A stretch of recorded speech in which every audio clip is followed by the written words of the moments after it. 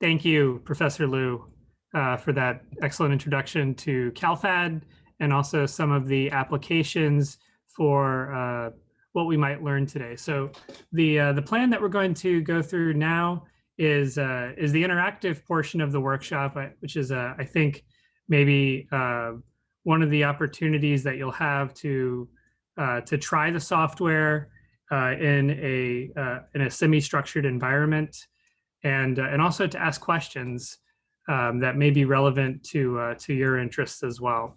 So what I'm going to do now is I'm going to go through some introductory slide material for PyCalphad, and then walk everyone through some interactive digital notebooks. And everything that you're going to see today, you have access to.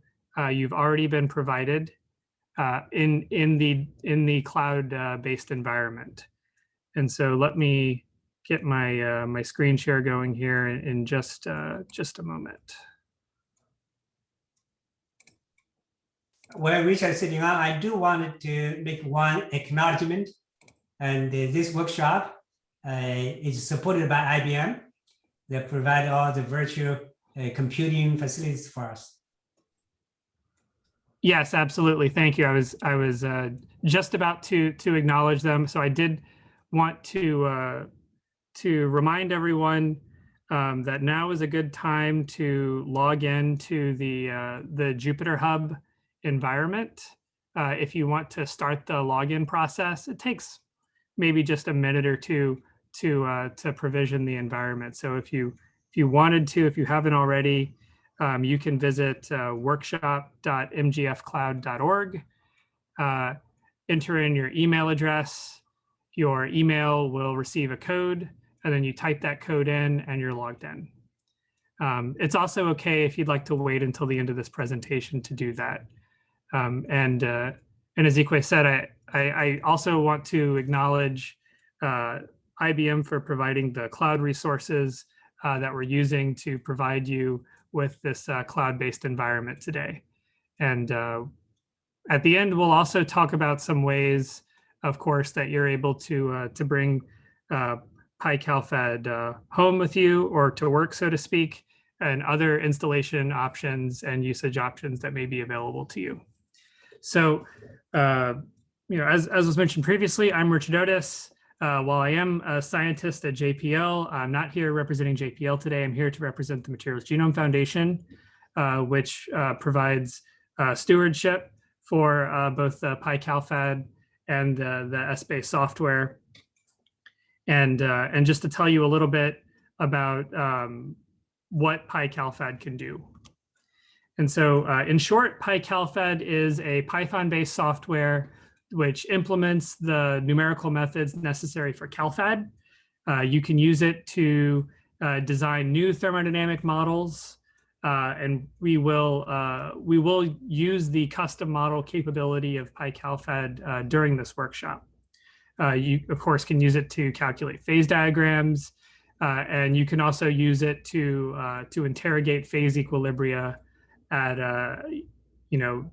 essentially any level of detail that is required for your investigation.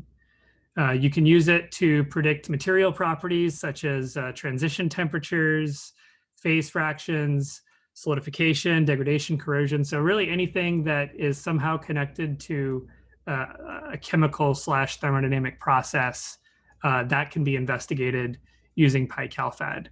And it is a free and open source code, and our homepage is at pycalphad.org. So why would you might use PyCalphad over another code potentially? And so PyCalphad is designed as a modular platform upon which you can really build whatever you need for your investigation. And because of this, we make it easy to do things like implement custom Gibbs energy models or custom material property models of the type that may be needed for whatever type of modeling that you want to do. We also provide a number of built-in Gibbs energy models as well of the type that are typically used for alloys. One of the great things about PyCalphad is it works really well in the digital notebook environment, particularly Jupyter Notebook environment. So that's the environment that we're going to use today.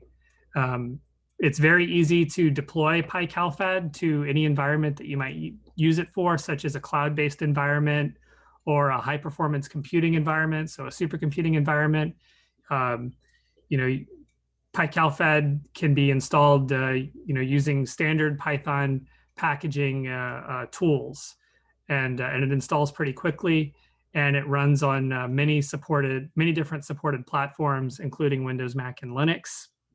And also, you may be an indirect user of PyCalphad if you use SBay, and so we'll learn more about SBay tomorrow. But if you're interested in database development, SBay is powered by PyCalphad for many of its computations. And so we recently released I think now less than a month ago, the PyCalphad 0.9 series. And so 0.9 was a very exciting release for us. We incorporated a brand new energy minimizer into the core, which has significantly improved performance and accuracy and memory consumption and a host of other things. And so I'm excited for that to be shown with all of you for the first time in a workshop. And so that is probably the headlining feature of this series. But we also have made a number of other performance improvements. One exciting thing that we also have available for the first time in PyCalphad is so-called local equilibrium calculations. So we have the ability now to bypass the miscibility gap detection feature of PyCalphad to allow you to specify metastable phase equilibria and do metastable computations, including computations inside of miscibility gaps. And so this turns out to be useful for a number of different applications, and we will talk about some of them today during the interactive portion. We also support, reference user-specified reference states, binary ternary phase diagram plotting. This is a fully multi-component code. Although most of what we'll talk about today involves two components. That's primarily just for time expediency, and also to try to make best use of the cloud resources that we have. But this is absolutely a multi-component code, and fully general. And we support, of course, global minimization and miscibility gap detection. We support associates and ionic liquids, all the standard magnetic models, order disorder, two-state, Einstein, and we also run on Windows, Mac, and Linux, including on Apple Silicon. Now we have confirmed that that PyCalphad runs on there as well. So that should say 0.9, not 0.8. Sorry about that. So we are working to improve a little bit more about how conditions work in the code. So in terms of like being able to specify the amount of a phase, we actually do have a way to do that now. It's not exposed in our high-level API, but we've provided you with a little helper script for the examples today, which will allow us to actually do a fixed phase calculation and compute a liquidus temperature. Another thing that's in progress, this is currently being led out of Penn State, is support for the quasi-chemical model and the quadruplet approximation. So we hope sometime this summer to be able to merge that into the main PyCalphad, which is very exciting. Number of usage cases for the quasi-chemical model. Also, there tend to sometimes just be, there's quite a number of TDBs out there that use various features. And so not all of the TDB features that are out there that have ever been made available are supported. We support most of them. But if you're using maybe a less commonly known feature, you can reach out to us, and we can often help you work around the issue using maybe a more standard syntax. So you just have to let us know. So here are a couple of use cases from the community. And so, of course, myself and Professor Liu and Brandon, we use PyCalphad quite a bit in our own work, but I did want to highlight some examples from the community where the development team are not co-authors. And so we have some work where people have investigated building models for two-phase elastic constants. This was published in 2019. There's also been some work last year in machine learning using CalPhad data as an input. So basically using PyCalphad to generate input data and features that ultimately went into a subsequent machine learning analysis. And so that is also a PyCalphad use case. And so you can see some examples here of trying to do generalized liquidus surface prediction using machine learning with CalPhad input data. Also earlier this year, from Daniel Schwinn out at Idaho National Lab, he and coworkers published some work coupling PyCalphad to the multi-physics code Moose. And so they were able to do phase field computations where PyCalphad helped provide the input data. And so in this case, actually, is a fairly loose coupling where PyCalphad helps to do some transformations of the database files and build models, and then those models are then ingested by Moose. And so there's many different ways you can do coupling to PyCalphad at whatever level makes sense for your problem. So in terms of our agenda for today, these are kind of the rough examples that we're going to go through. So we're going to look at just some simple activity computation, binary phase diagrams. We're going to do a deep dive into how the calculation results look and how you can manipulate them. We're going to do an example for custom property models. So in the case of this example, we're going to look at viscosity, which is not thought of as a traditional CalPhad type property, but we can build a model for one. We are going to do some local equilibrium computation, including liquidus temperature. We also have the Shile extension installed in our cloud environment as well. And so we'll do a Shile solidification calculation. And if we have time, we'll also look at custom reference states, and as well as Q&A. And I should say it's fine. We don't have to be quite so formal during the workshop today. In addition to it being interactive in the cloud environment, it's also okay for it to be interactive in the sense of asking questions. And so this sort of concludes the kind of the slide portion of this. So this is my contact information and the PyCalphad homepage. And if you'd like, we also host interactive chat channel on Gitter. And you can reach out to us, and we often answer support questions on Gitter. And so with that, I will now pause for a moment just in case we have any questions before we get into the Jupyter portion of today's workshop.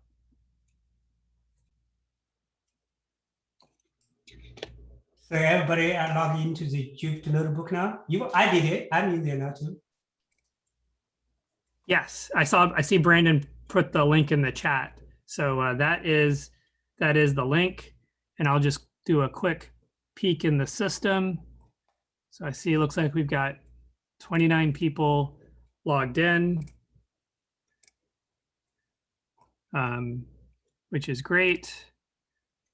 Checking resource usage, looks good. Okay, so yeah, please let us know if you have any challenges today with accessing the system. and I'll do my best to make sure everything works okay. We've done this a couple times now, and so everything should be fairly robust. So the PowerPoint presentation today can be found in your workshop folder. There is a PyCalphad intro PDF file. Those are the slides you were presented. And there will also be a recording for the workshop available on YouTube as well. And there will be a post-workshop email that will go out to all the participants that will provide you the link to the recording, as well as links to the workshop material as well. So in fact, I can also just provide you the link to that as well. So there, the material that's automatically pulled into your cloud environment comes from the GitHub repository that I just linked in the chat. And so that includes the PyCalphad material, and it also includes the SBay material for day 2. Though we are going to update the material for day 2 later today. So that's not the final version that you'll see for SBay, but it is the final version for PyCalphad.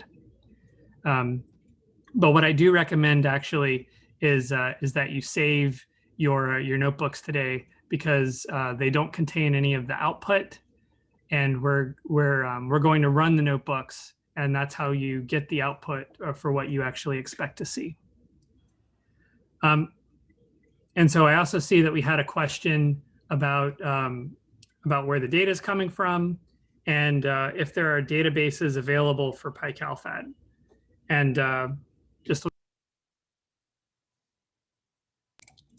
and so to answer your question, so by default, we currently do not ship any databases with PyCalphad, and we also don't officially endorse any databases at this time.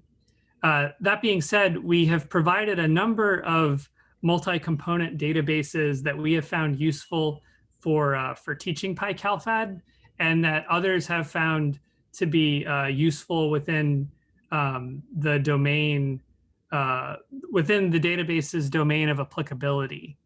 And so if you, in fact, this is probably a pretty good segue to actually pull up the Jupyter now. So just give me one moment. And so you all should be seeing my Jupyter hub now. So I'm logged in on the workshop environment. Just doing a quick refresh, make sure everything is okay. So this is the Jupyter Hub environment. So it's got Python with PyCalphad and SBay and the shell module pre-installed on it for convenience. And so all of the files have been pulled into this workshop folder here. And so this content exactly mirrors the content in the repository here. So every time you log in to the Jupyter Hub here, it pulls in the latest changes from the workshop material here, though it will never overwrite any file that you have modified. So you won't lose any work, but you will have the latest lessons. And so what we're going to do is we're going to go into the PyCalphad folder inside of the workshop folder here. And so we see a number of notebooks here, which have been numbered in kind of a recommended order to go through them here. And so we see these 8 notebook files. We see this helper Python script for doing local equilibrium. We'll take a look at that in a little bit. And then you also see a PDF folder corresponding to the slides that we talked about earlier. And so this comprises the interactive content for today's workshop. And now with regard to the question about databases, so we can go into the databases folder here. And so what we see there is a number of databases here. And so some of these databases are used for today's examples. And some of them are not used in the examples, but are provided for your reference as the types of databases that could be used with PyCalphad. And these databases are publicly available. And so 3 of the databases that you may be interested in come from the commercial software package MatCalc. And so although the MatCalc package is commercial, they do provide a set of openly available databases under an open database license. And so we have adapted those databases for use with PyCalphad. So for example, we have a MatCalc database for aluminum alloys, for iron-based alloys, and also for nickel-based alloys. And so, again, we don't provide you any sort of, indication that these are suitable for a particular purpose, but we do think that they are a good place to start if you're looking to do some type of calculation, and they're definitely suitable for usage in, say, like a teaching environment or a testing environment. We have found them to be good for that, and we would definitely welcome user reports if you have done any further testing with them as well.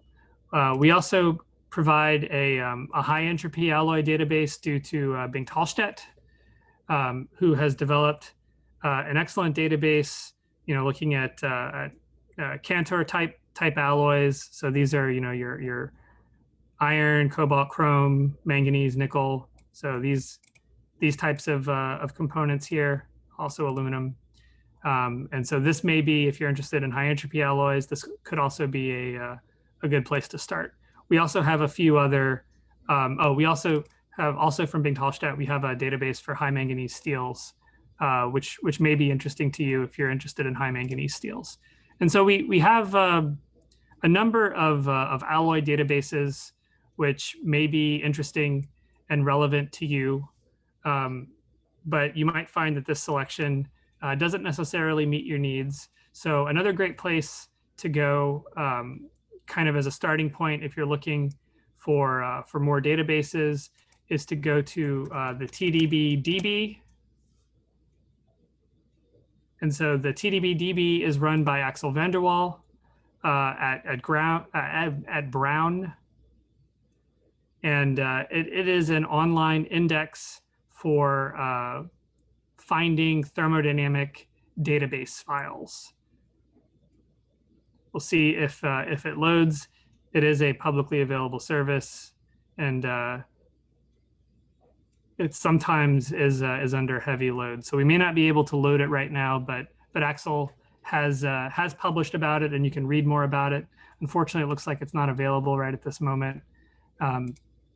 So we will just move on, but the TDB-DB can be also an excellent resource, and just searching the literature to locate TDB files as well that are relevant for your problem. If you have specific questions about systems, we may be able to provide you more information or suggestions as well if you contact us. So that's just a little bit about databases. It's a great question. It's a very common question that we get asked, and so we're happy to address that.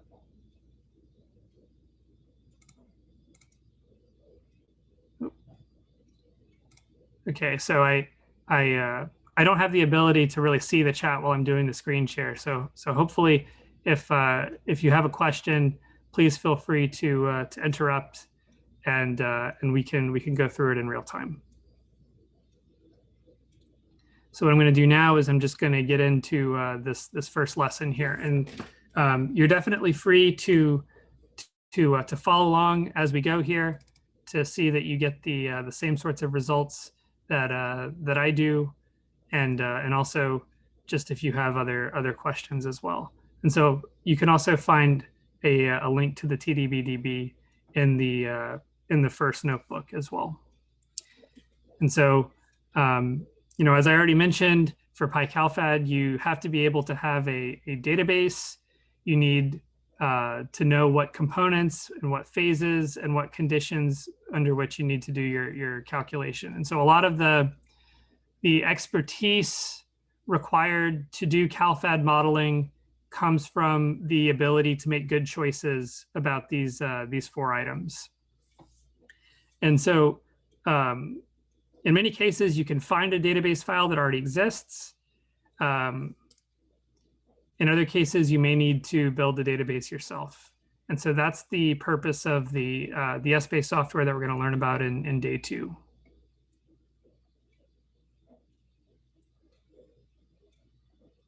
Excuse me, just one moment.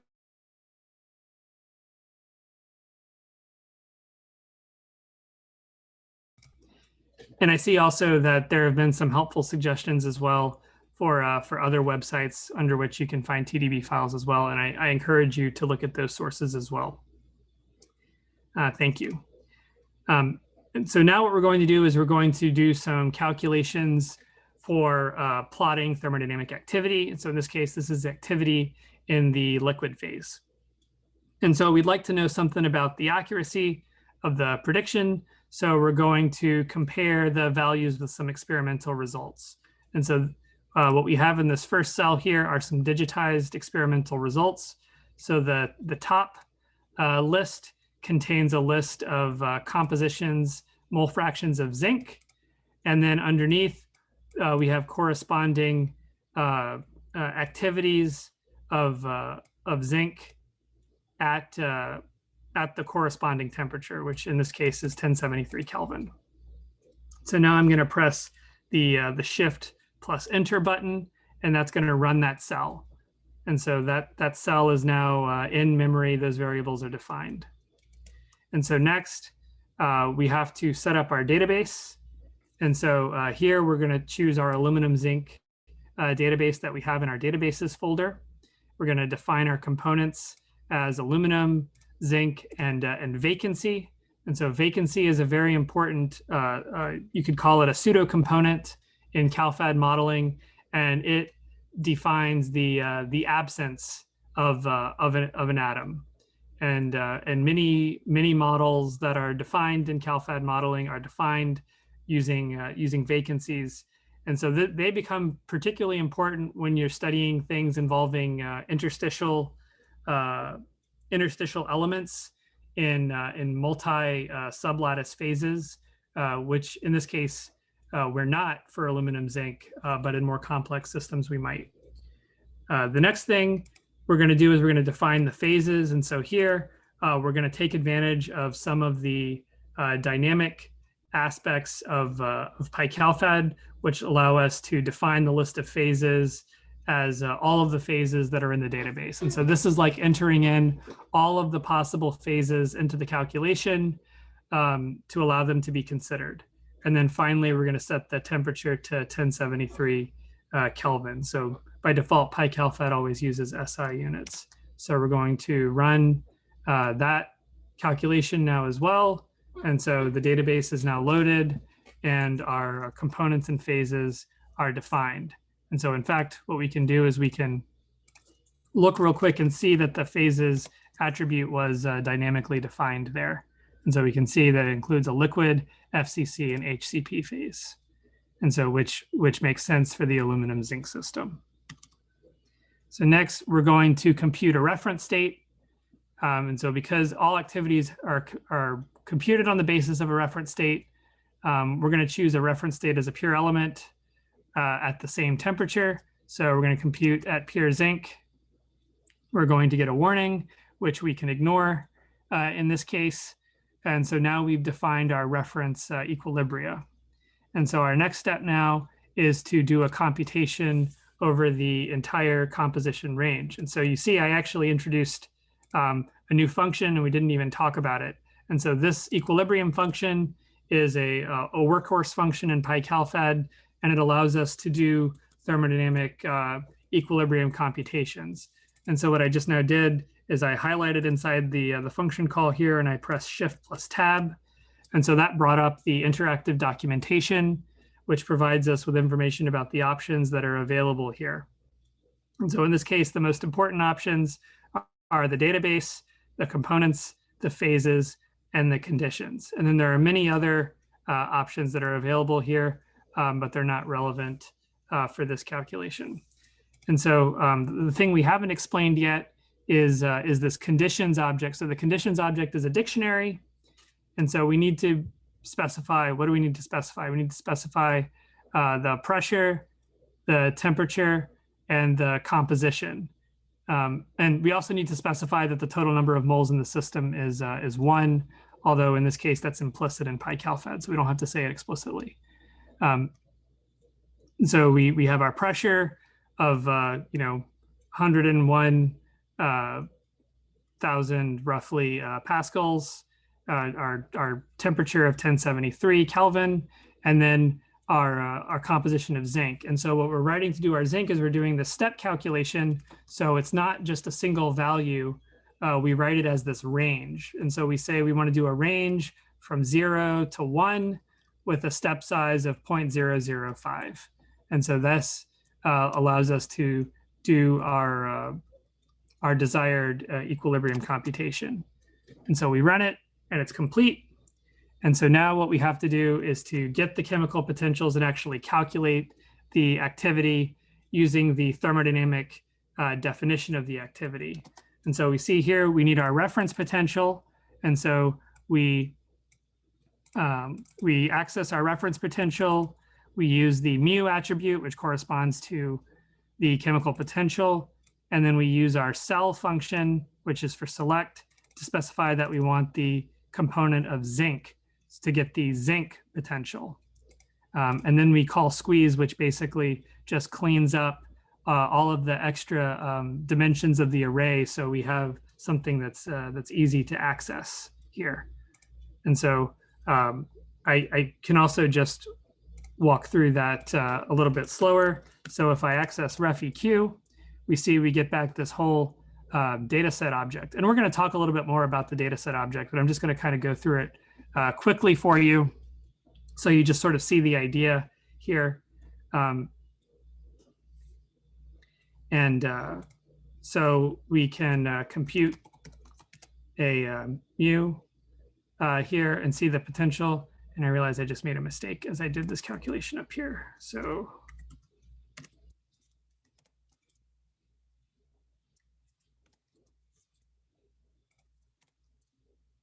there we go. Sorry about that. I realized I couldn't do the calculation exactly at 1 or it wouldn't converge. So I'm doing just a little bit off of 1. And so that will give us the potential that we need here. And I'll have to go back and fix that example later. But so we can do. Out of curiosity, did the warning that pop up have to do with what you're talking about here? With that Yes, issue? it did. Okay, cool. That's all I needed to know.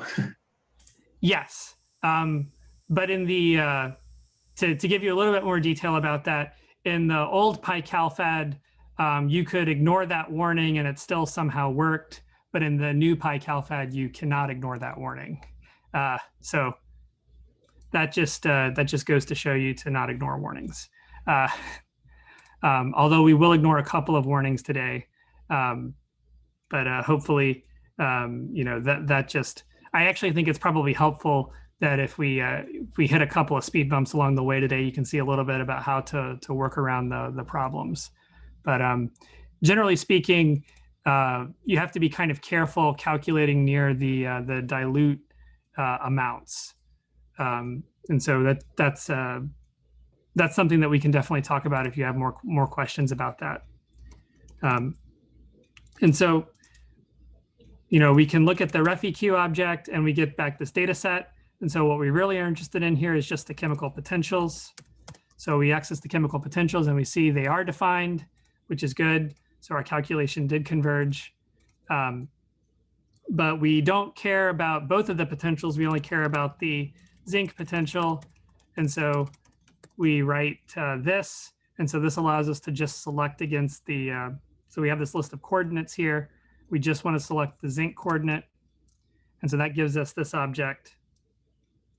But you see we have all these extra dimensions that we don't need on the array. So we can just call squeeze. And so now it exists just as a single number. And if we didn't want to retain the data array object, if we just wanted a number, we could wrap the whole thing in float and see it's now just a number. So in this case, we don't have to do that, but that's just a little bit of information. And so it's the same idea for the reference and the primary equilibrium. And then what we do is we just apply the thermodynamic definition of activity. So we write the exponential of the potential minus the reference potential divided by R times T. And so we write that. And then if we look at the function here, we can see that we just have a whole bunch of potentials listed here.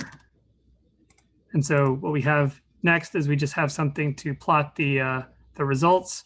And so this will plot the composition of zinc versus the activity. And also we will overplot the experimental data.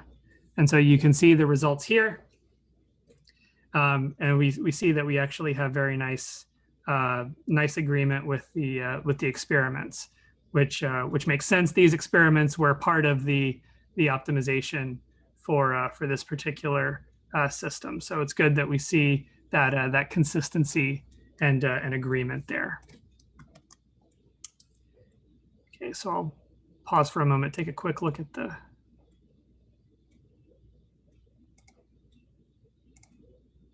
chat. So sorry, I'm having trouble getting the chat to load up here. So if you have a question, please just speak up. But otherwise, I think that we will continue on to the next example here. Hi, can you hear me? Yes. Okay, I'm just referring to the comment I made about calculating activities with changing the reference state. I thought that the important bit of changing the reference state in order to calculate the activity is to change the state of the phase at the phase that the pure element is found at this particular temperature that we are interested in calculating the activity for. So, for instance, like if we want to calculate the activity of aluminium in 1300 degrees Celsius, for instance, this change should be assigning the reference state for aluminium as liquid, because this is what we expect for pure aluminium. So when I was doing similar calculations in a different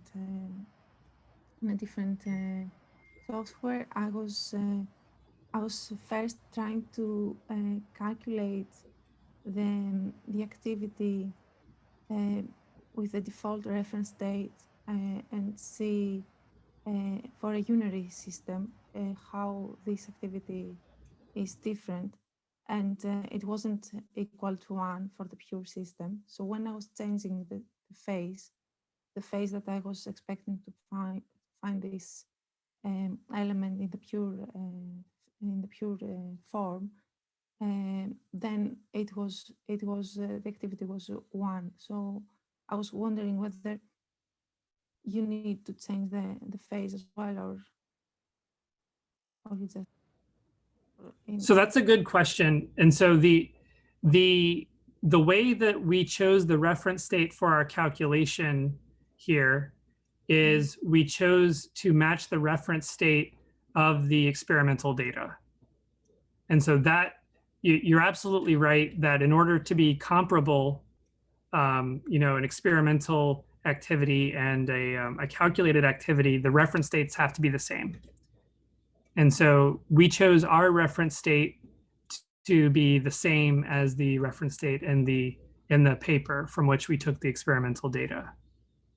And you are also right that you have to be. Case, is the experimental data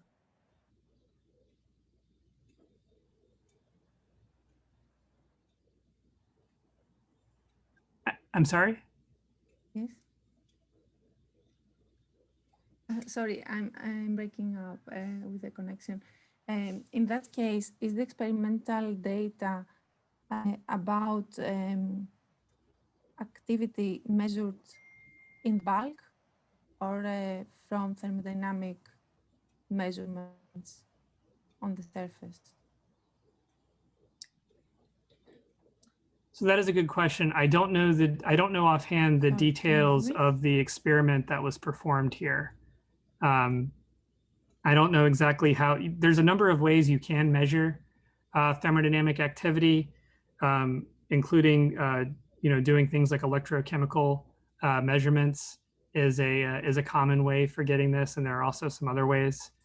And so I'm not sure exactly how it was done in the Izawa paper, but the important thing for if you're going to take activity data and have it be comparable to CalPhad is you need to make sure that you choose the same reference date.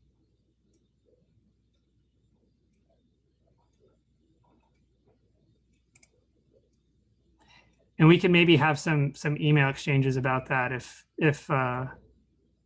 you want to have some further discussions. Yeah, sure. I'm interested in that because Okay. some processes are involve surface mechanisms and some others bulk mechanisms, and now I'm really interested in finding more about this. Thank you very much. Okay. Yeah. So I think the way to think about this calculation is to think of it as at least for the calculation, as a type of bulk activity. We're not distinguishing here between the surface and the bulk, the way that we're doing the calculation here. Yes, I understand that the reference date for this calculation is more about the reference date that is used in 298.15 Kelvin rather than the reference date of the pure system. So yes, thank you. We can chat about this in another time. Thank you. Great, thank you. All right, were there any other questions before we continued on?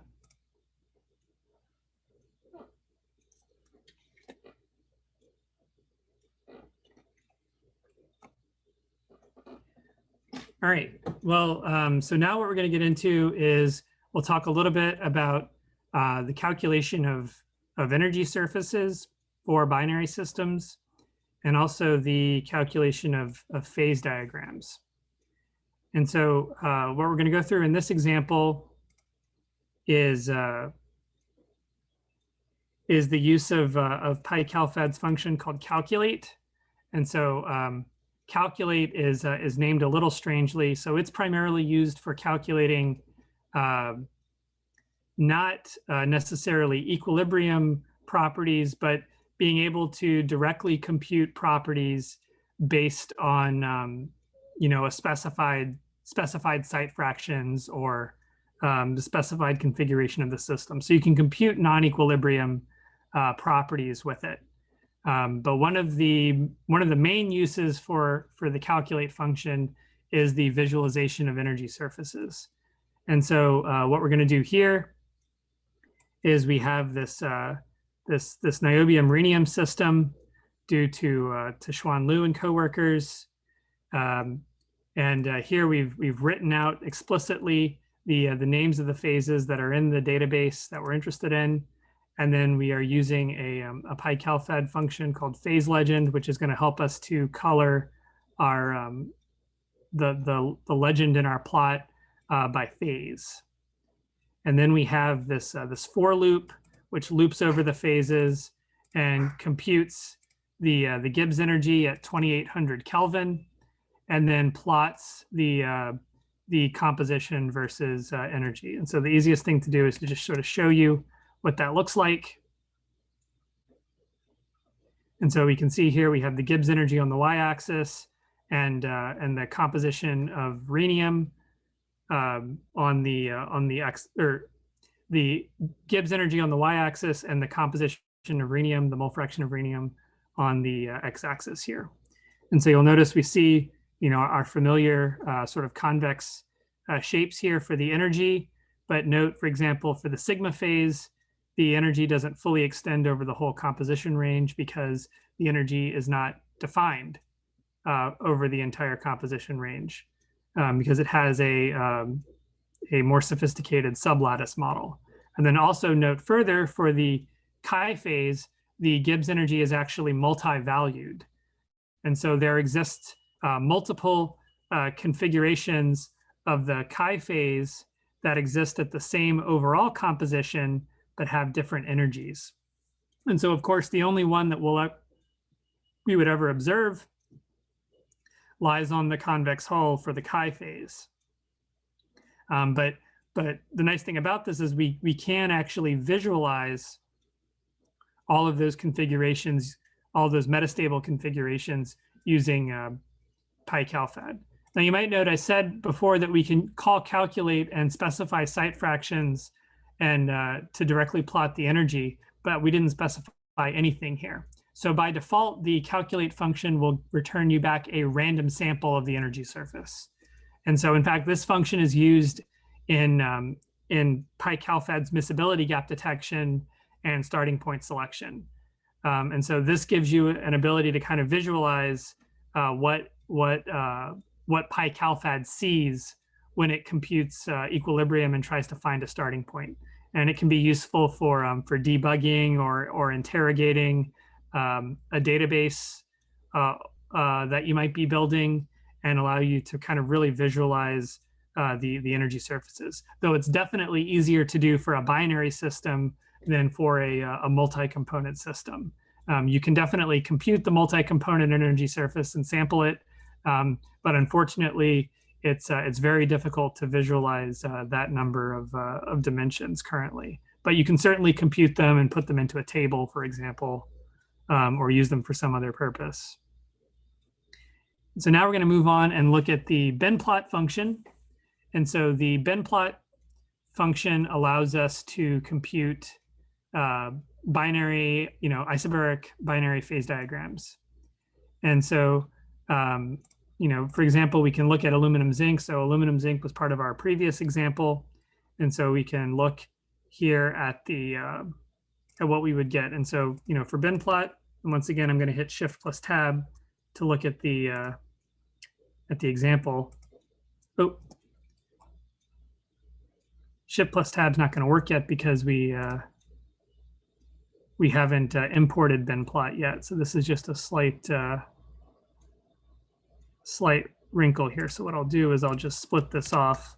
I'll run that, and then I can hit Shift plus Tab, and we can see the function here. So the name has to be imported in before the automated documentation works.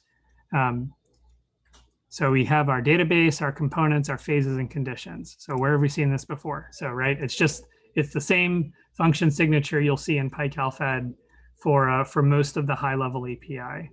So the database, the components, the phases, and then the conditions, which we specify a little differently. So before we did a step calculation where we had one range. Now for the binary phase diagram, we have two ranges. We have the composition of zinc going from 0 to 1 with the step size of 0.02. And then we have the temperature, which goes from 300 to 1,000 Kelvin and step sizes of 10. And of course, also the pressure. And this plot keyword argument allows us to to provide some instructions about how we want the thing to be plotted. So in this case, we're telling it to use our axis object because this gives us control over the size of the phase diagram. Otherwise, you get a default size, and the default size is a little small.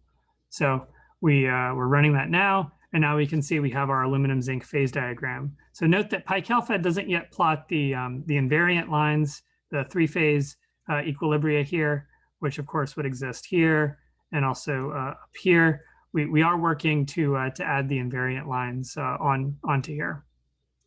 And so, but we can clearly see here the miscibility gap in the FCC phase, and we can also see the solidus surface and the liquidus surface clearly defined. And note earlier that in our previous example, we did our calculations all at 1073 Kelvin. So of course that was well into the single phase liquid regime.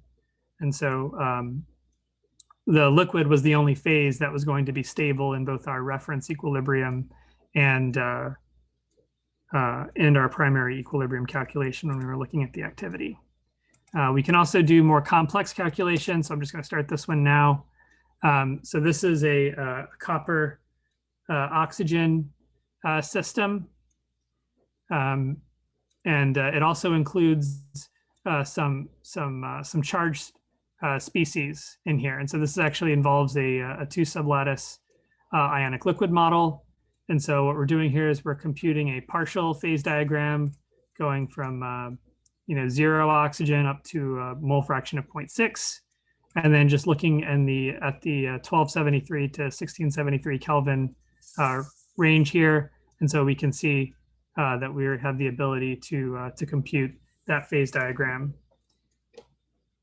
And so also in this case, since we're sensitized to warnings now, to just explain this warning, this just has to do with the TDB file, and it's telling us that there was a type definition character that was used for one of the phases, but there was no type definition in the TDB file. But in this case, it doesn't matter for the calculation that we were doing. But definitely, we would investigate that to make sure that it wasn't wasn't an unintentional omission if we had copy and pasted something, for example.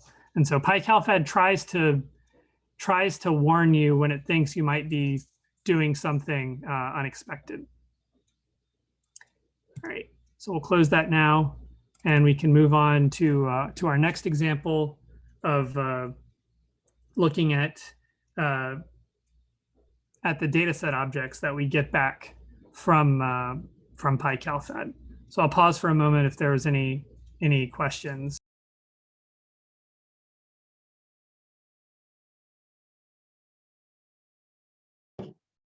Hi.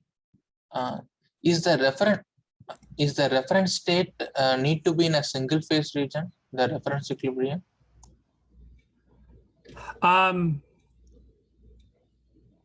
Strictly speaking, it does not have to be, but you have to ask yourself if that makes sense for your calculation or not. Most of the time when you specify a reference state, you're specifying it with respect to a pure component in a particular state. And usually that state is a single phase. And so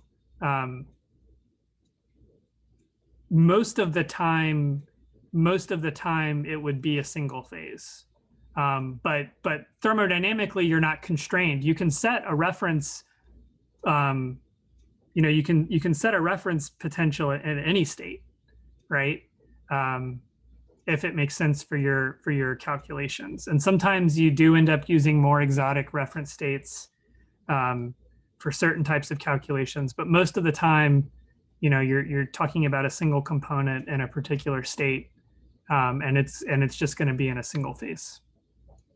So we skipped a couple of steps when we looked at the activity because I knew from prior knowledge in the aluminum zinc system that at 1073 only liquid was stable, so I didn't need to worry about the other phases. Thank you. Yep, excellent questions. Reference states are probably one of the hardest things to get right in thermodynamics, calculation or experiment. So it's good to think about them. Hi, Richard, I have a question. Yes. Yes. And from your calculated results, the diagram, I see that you use the fixed step size, right? Yes. And when there's a phase transformation, do you let a program to reduce the step size to find exactly where it is, or you have something other method to find? Excellent question. So we have an ability to skip some equilibrium computations when we're inside a multi-phase region. So we don't necessarily use that step size everywhere. So for example, inside of this the miscibility gap and the FCC HCP region, for example, we skip a lot of the computations in there because we already know what the equilibria are. But what you're asking about is the opposite problem. So what happens if there's, you know, a really narrow solidus and liquidus, for example, and you're trying to resolve a very, very small phase region, but your step size is too big. So today, PyCalphad will miss it. So if your step size is not sufficiently small, PyCalphad may miss some equilibria. We are in the process of writing and implementing a more sophisticated mapping algorithm, which will actually follow the phase boundaries directly. So we will not miss those equilibria. But today we will. So like, for example, if you go on the PyCalphad homepage and you look at the examples, and so we have a couple more binary phase diagrams, but like if you look and go down to like aluminum nickel, for example, you can see how we have trouble resolving that liquidus around 1750 Kelvin there, because it starts to get very flat, and our temperature step and our composition step are not set fine enough because it would take too long to actually resolve it. So the way you would really resolve that is basically with like a line following algorithm doing true mapping, and then you would actually resolve that feature out nice and cleanly. But we do not have that implemented yet. So that's still, that is something that's in progress for us, and definitely something to keep in mind if you are working in a system where you know this is the case. Good question. Are you using the zero phase fraction to check the phase boundary? We're not explicitly using the full version of that method today. No. We're using. I know that.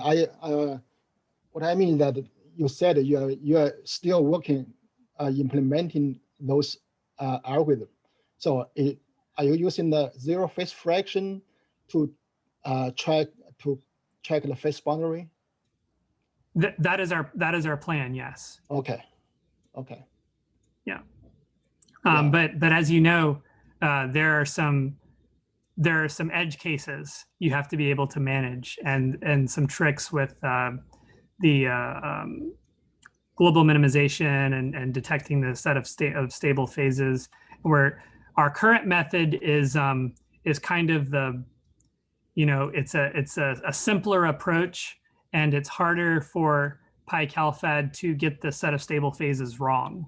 But the cost is, if you need to resolve the fine features, then you have to turn the step sizes down really small.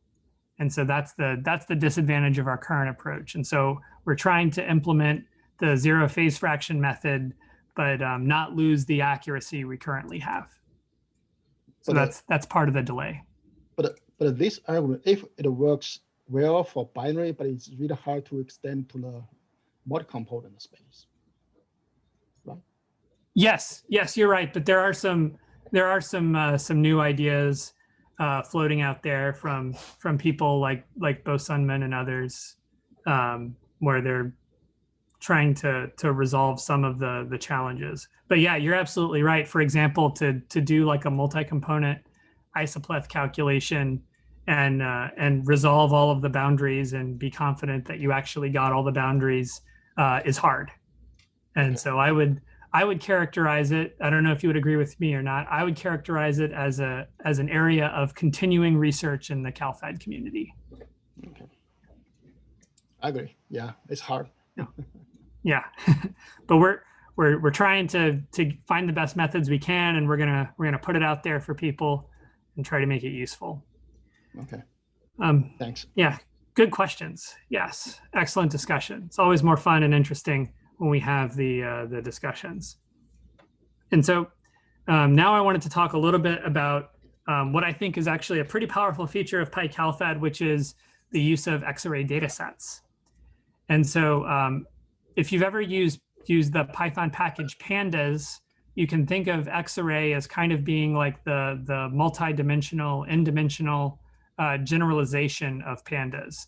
And so it's a generalization of data tables to multiple dimensions. And it allows you to kind of slice and dice the data in whatever way that makes sense for the calculation that you're doing. And so we're not going to do a full kind of details of the X-array data sets, but you can go to the X-array documentation, which is provided in the link here, and look at some of the basics of actually using or look at some of the more details of using the object if you need to do something more sophisticated, like extend the object. And so the idea here is the key terms are dimensions, coordinates, and data variables. And so the dimensions represent, in our case, the conditions that we calculate over. The coordinates represent the values taken on by the dimensions. And the data variables are the properties that are calculated. So these are things like the Gibbs energy, the chemical potentials, composition, and so on. And so dimensions are like labels. The coordinates are the values of those labels, you know, for the calculation, and the data variables are the actual results that we're interested in. And so for the calculate function, we have these 5 different dimensions / coordinates. We have the pressure in pascals, the temperature in Kelvin. We have component, which is just a string name of the components in the system. Internal DOF.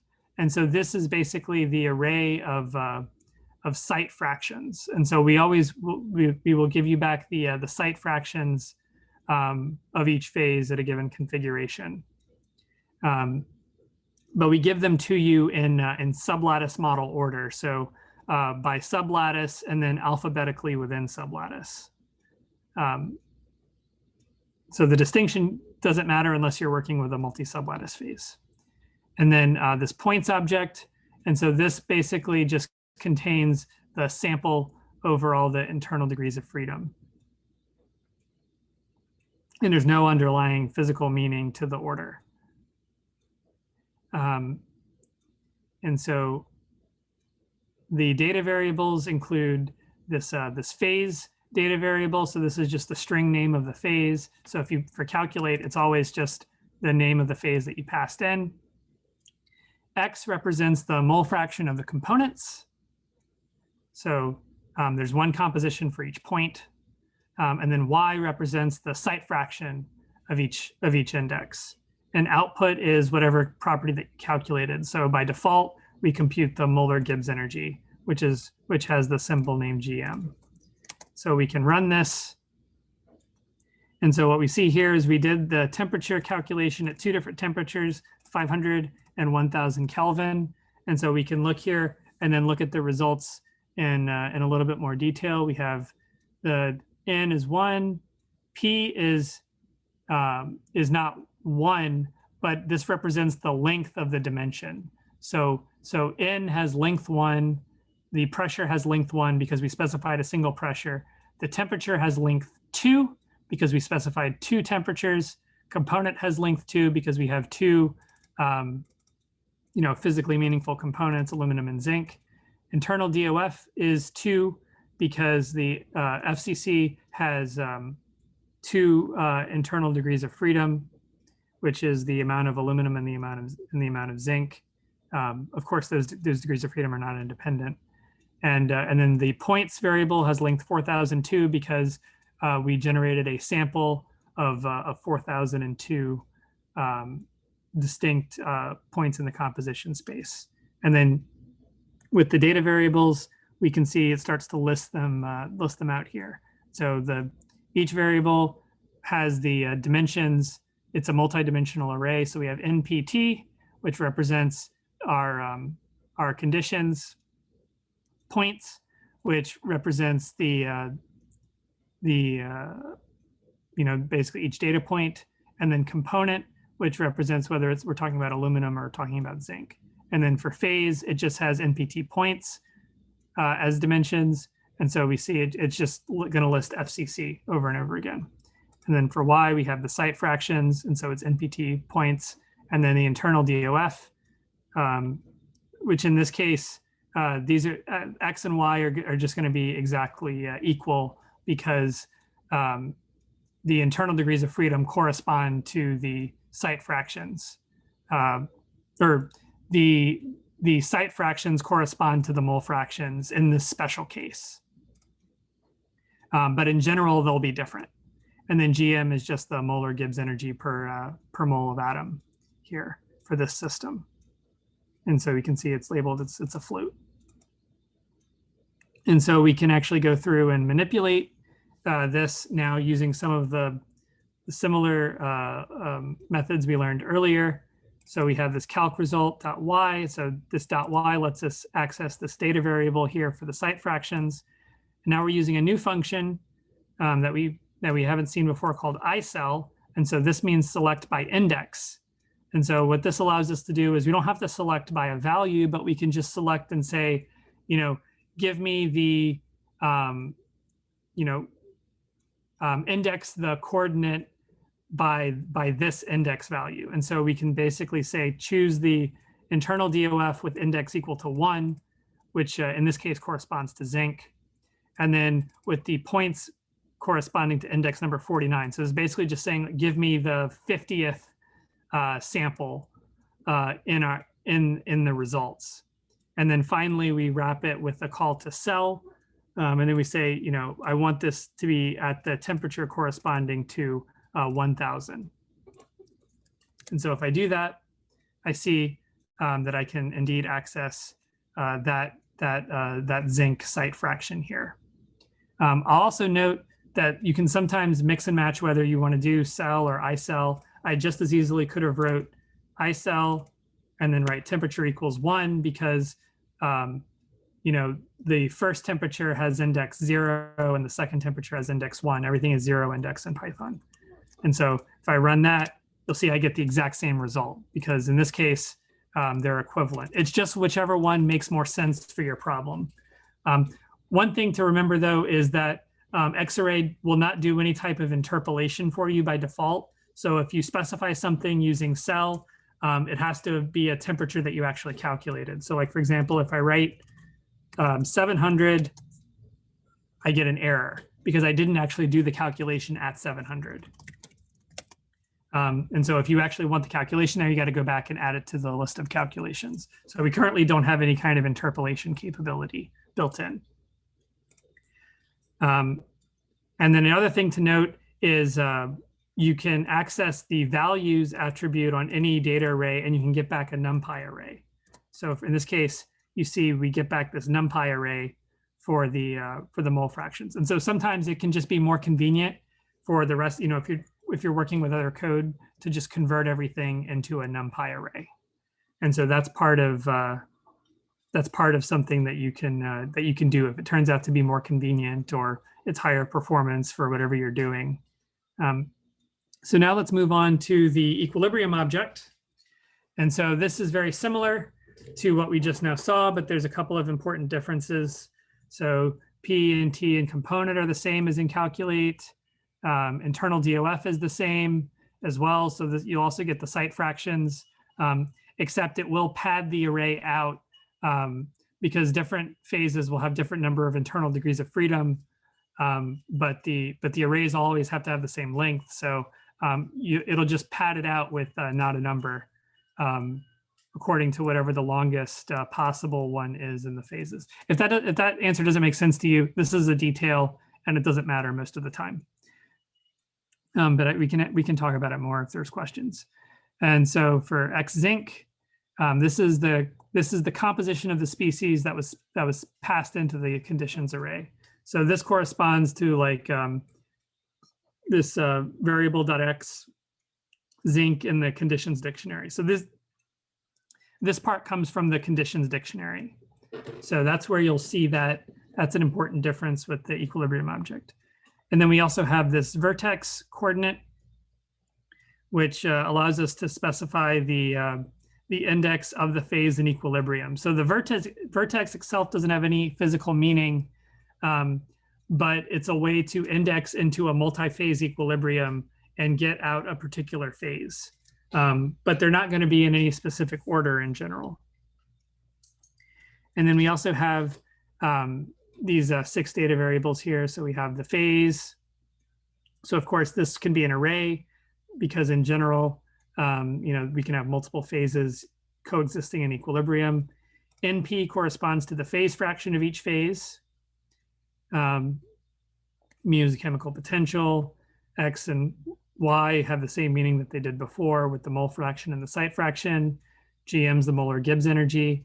And then optionally, if you specify additional equilibrium properties, you will get additional data variables. So for example, if we compute the enthalpy in this system, we'll see we also have this HM attribute for the molar enthalpy.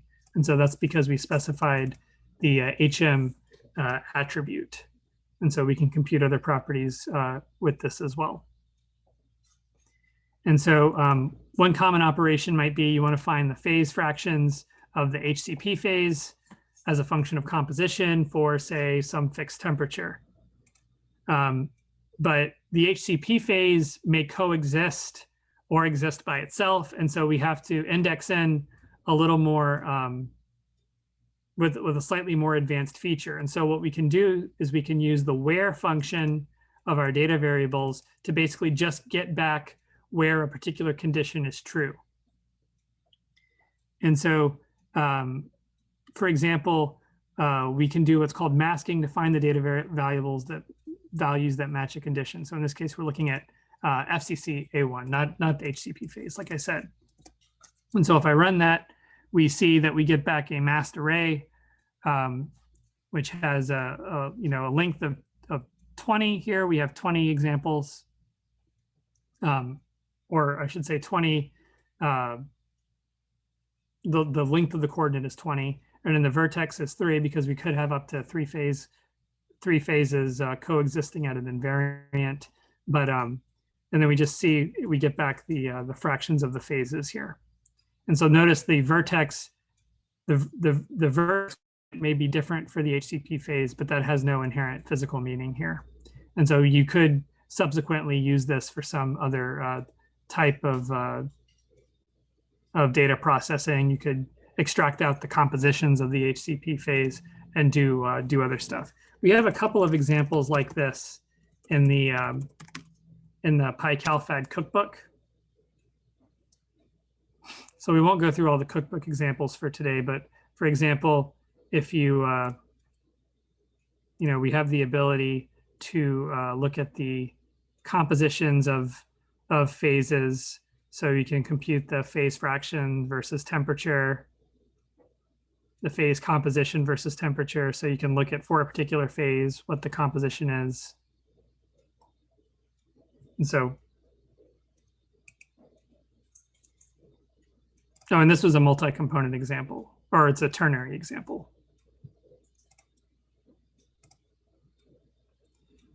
All right.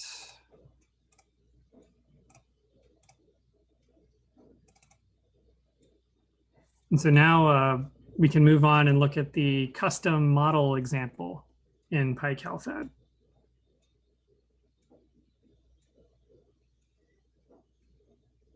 Okay, just doing a quick check of time. And so for these custom models, this is one of the most powerful features of PyCalphad. And so in this case, what we're going to look at is looking at viscosity modeling for a liquid alloy. And so in this case, for aluminum, copper, zirconium liquids. And so for a, strictly speaking, the model that we're going to look at here was defined for binary alloys, though we can in principle extrapolate. And so we're doing this example not necessarily because I think this is the best way to model the viscosity of a multi-component alloy. In fact, I think that is also an active area of research in the CalPhad community. But for these types of entropy-based viscosity models, PyCalphad actually makes it pretty easy to try them out.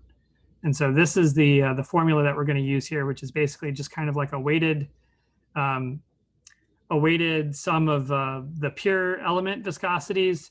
And then we also have this entropy term here where it's the excess entropy. And so the excess entropy is something we can compute using CalphAD. And so we'll import our database object. And so we can calculate the excess entropy of the liquid using the aluminum copper zirconium database from Zhou et al. And we're going to add 3 new parameters to describe the viscosity of the pure elements. And so these are our pure element viscosity test parameters. So they are just defined using the simple exponential form. And strictly speaking, they're only valid for a small undercooling. So these are not going to be, this isn't the type of viscosity model that you might do if you're doing like an in-depth study of like glass formation in metallic alloys, for example. You would need a more sophisticated entropy model in order to make something like this work. And definitely we welcome that type of investigation from the community, but we're going to ignore the issues with large undercoolings for this example. And so we're going to add these into our database. In this case, we already have added them into our database. So we can go in and check our aluminum copper zirconium database here. We scroll down and we can see our 3 eta parameters. And so if we try to load the database, notice that we get an error, right? It says failed while parsing this error right here, right? And then we get this long parse message. And so the reason is because by default, PyCalphad doesn't know about eta parameters. And so it thinks that your use of an eta parameter is a mistake. And so what we have to do is we have to tell PyCalphad that the eta parameter type should be on the list of supported parameter types. And so what we do is we go in and we import this TDB keywords module from PyCalphad, and then we modify the list of parameter types. We just append this eta parameter type. And now we run the database again, and now it loads. So it's very easy to modify the way that the TDB parsing works in PyCalphad, or even to write custom parsing logic for new database types as well. That's also possible. And so we try to strike a balance between telling the user when we think that they're doing something they don't want to do, but also having it be flexible enough that you can override that and basically say, no, I know what I'm doing. Please just continue on. And so we try to allow you to be able to have both of those. And so for our custom model type, we have to be able to actually write a custom model class to tell PyCalphad how to compute the viscosity. And so in PyCalphad, all models are subclasses of the PyCalphad model class.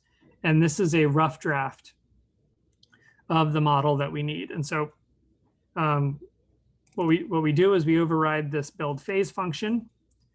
And so build phase is a special function that PyCalphad is going to call for your model. And so this is where we do our modifications. And so in this case, we're just calling the default model build phase function. And so that's what the super is for. If you haven't seen this this syntax before, we're just calling the build phase of our parent class. And then we have to construct our custom viscosity property. So we define this viscosity attribute, and then we call our build viscosity function, which we are now defining, right? And then I don't implement it yet. I just say, I don't know what to write, but this is kind of the skeleton for our viscosity model. And so our implementation of build viscosity has to do 4 things. 1, we have to query the database to get our eta parameters, right? We have to compute their weighted sum. So that's the first term here. We have to get the eta parameters and then compute the weighted sum of them. Then we have to compute the excess entropy of the liquid. And then we have to plug all the values into the equation and return the result, right? So basically, we have to do everything to compute the viscosity here. And so what does that look like? Okay, So for step one, first we just add a little bit of a check here where we say, the viscosity is only something that makes sense to define for the liquid for this model. So we do a check and we just make sure that the phase name is set to liquid. Of course, you could easily override this if you needed to. This is just a little bit of error checking to save ourselves some trouble, so that we don't accidentally use this model for anything but the liquid phase. And then so we extract our phase object from the database. So we access the phases object, and it's a dictionary where we specify the phase name. We pull out the search function. So the search function allows us to query the database. And so now to do our step one, we have to actually write our database query. So what we do is we say where the phase name is equal to phase.name. So that's this phase name right here. I also could have written self.phase name. The phase name exists in multiple places here, where the parameter type is equal to eta, and where the constituent array passes this test function. And so this is a built-in test function. And so what it does is it just guarantees that for the components that are specified by the user, we have a valid, we extract the valid component. So for example, if you do a calculation for aluminum copper, you don't get back any of the zirconium parameters because they're not relevant to the system, because it makes sure that you only have the entered components in the parameters and does that filtering for you. And then the second step is we have to compute the weighted sum. So we call our built-in Redlich-Kister sum function, and we pass in the phase. We pass in our search function here, which is just dbe.search. And then we pass in our query object.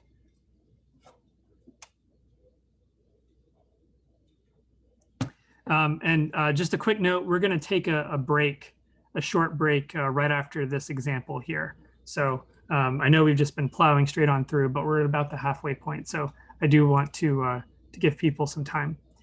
And so in our step three, we compute the excess energy. So the excess energy is defined as everything that's non-ideal. So we take our Gibbs energy and we subtract out the reference energy, and we subtract out the energy from ideal mixing. And then we compute the excess entropy. We just apply the thermodynamic definition.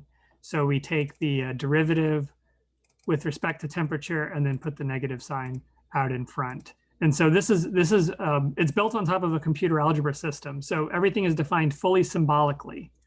And so our final step to define the viscosity, eta, is we just take the weighted sum eta, or our viscosity is we take the weighted sum eta times 1 minus Ks, which is just set to 2 here, times excess entropy divided by R. And so this is just exactly this function up here. So we've just written it down symbolically, and PyCalphad lets us then use it in calculations.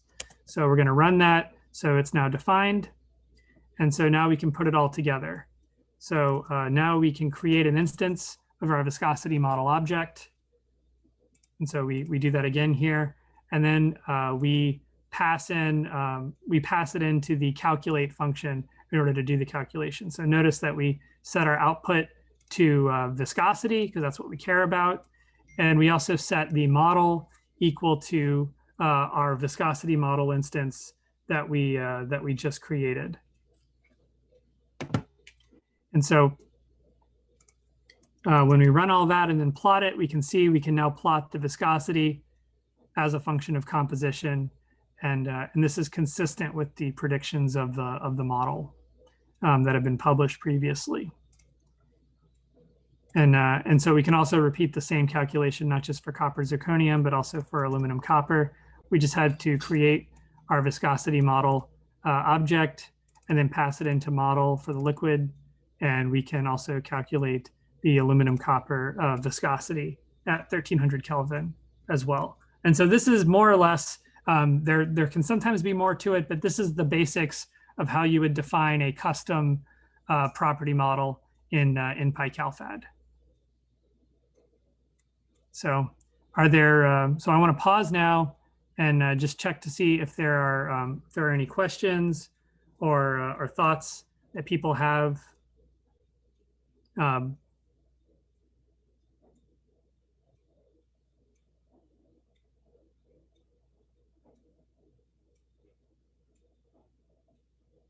Okay, well, so I think what we'll do now is we will take a break. And so the length of that break should be. Sorry, least- I have ahead. a question. Yes, Go ahead. For data about liquid phase.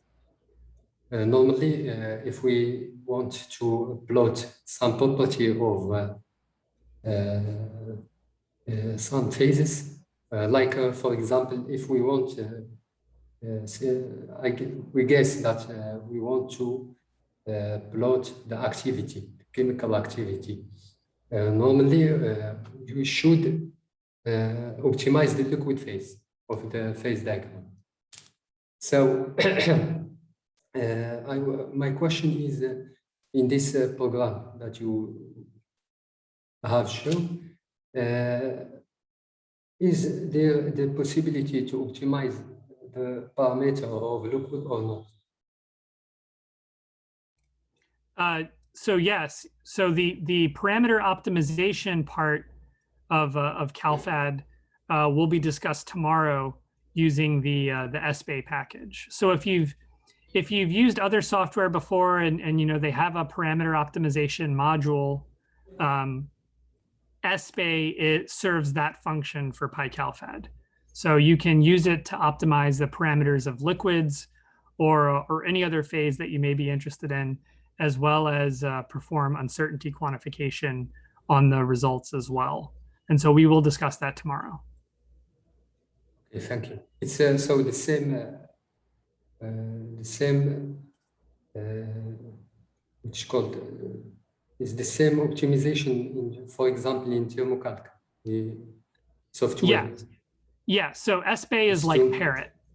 To minimize the sum of square. Yeah. So based on polynomial register or the program in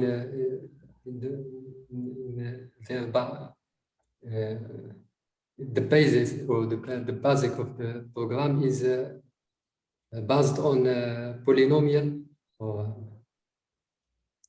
I can field this one, Richard. Okay. Yeah. So yeah. Tomorrow I will present the on SBay, and like Richard mentioned, PyCalphad is the forward compute engine for SBay, and the SBay's purpose is to optimize the model parameters. And so much like PyCalphad can use any model, like Richard just showed, the viscosity model, SBay can handle any model that you can write in PyCalphad.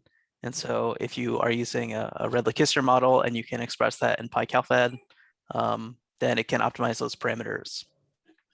But if you're using a different model, like we mentioned, Richard mentioned in his slides near the beginning that we have some work to add the modified quasi-chemical model into PyCalphad, that will just work in SBay without having to change the code. And so it's the way that things work is slightly different than Parrot, but we'll talk all about that tomorrow and talk about the way SBay computes the likelihood function and what you can do with that beyond just optimizing the parameters and getting the uncertainty information as well. Okay, Thanks, Brandon. You're welcome. So I do want to take a little bit of a break. I'm thinking maybe we'll pick back up at 5 minutes before the hour.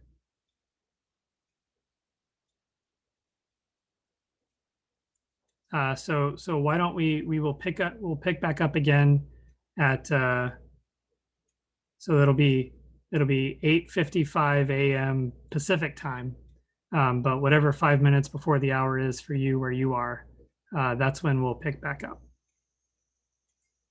Thank you.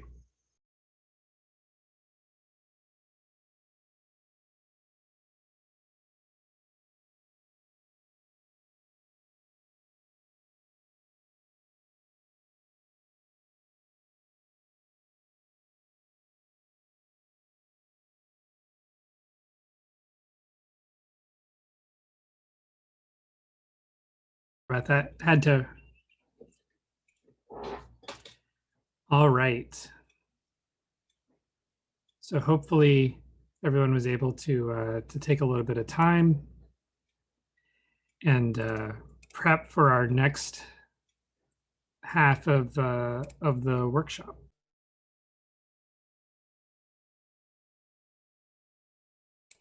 And so let's see. We'll get into now, I guess, our fifth. Yep, our last 4 lessons. These are relatively short lessons or examples, and so there should still be plenty of time for questions if there are any. So I will check real quick just before we get into any further lessons today. Were there any questions we wanted to hit on before we get into the next discussion on local equilibrium? Anyone had any technical difficulties logging in or using the cloud service? Hi, one question. So when you compute the binary phase diagram, is there any way in which you directly plot the spinodal boundaries also with the phase diagram? That is an excellent question. So no, we currently don't have a direct way to compute the spinodal. For a binary, you could hack something together by directly computing the energy surfaces and finding the changes in curvature, and then you could overplot the spinodal on the phase diagram line. So it is possible to do it, but we don't have like a nice convenient function for doing that today. Okay. Yep, good question.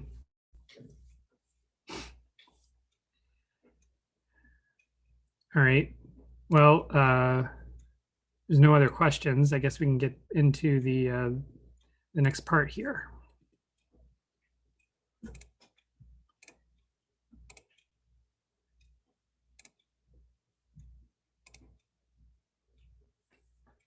All right. So you guys should once again be seeing my screen here.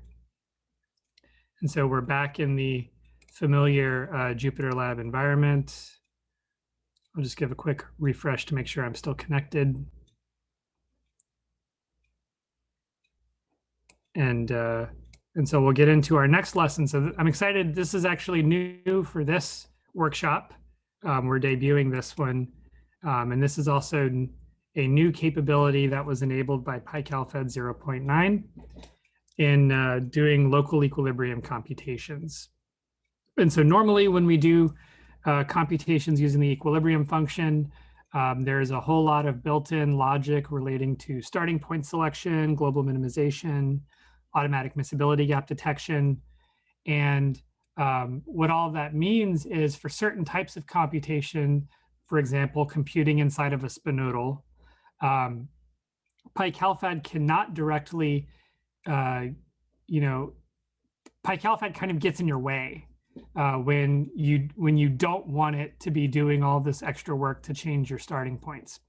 And so now we give you an ability to actually override that behavior and do so-called local equilibrium computations where you actually directly specify the composition sets. So we'll talk about what a composition set is for the system, and it will use that as the starting point and do the energy minimization that way. And so the example that we're going to use to look at this is looking at T0 computation. And so here we're going to use the MatCalc iron database, and we're going to do a T0 computation in the iron manganese system. And so you may or may not be familiar with the iron manganese system. So I can just go real quick. So we can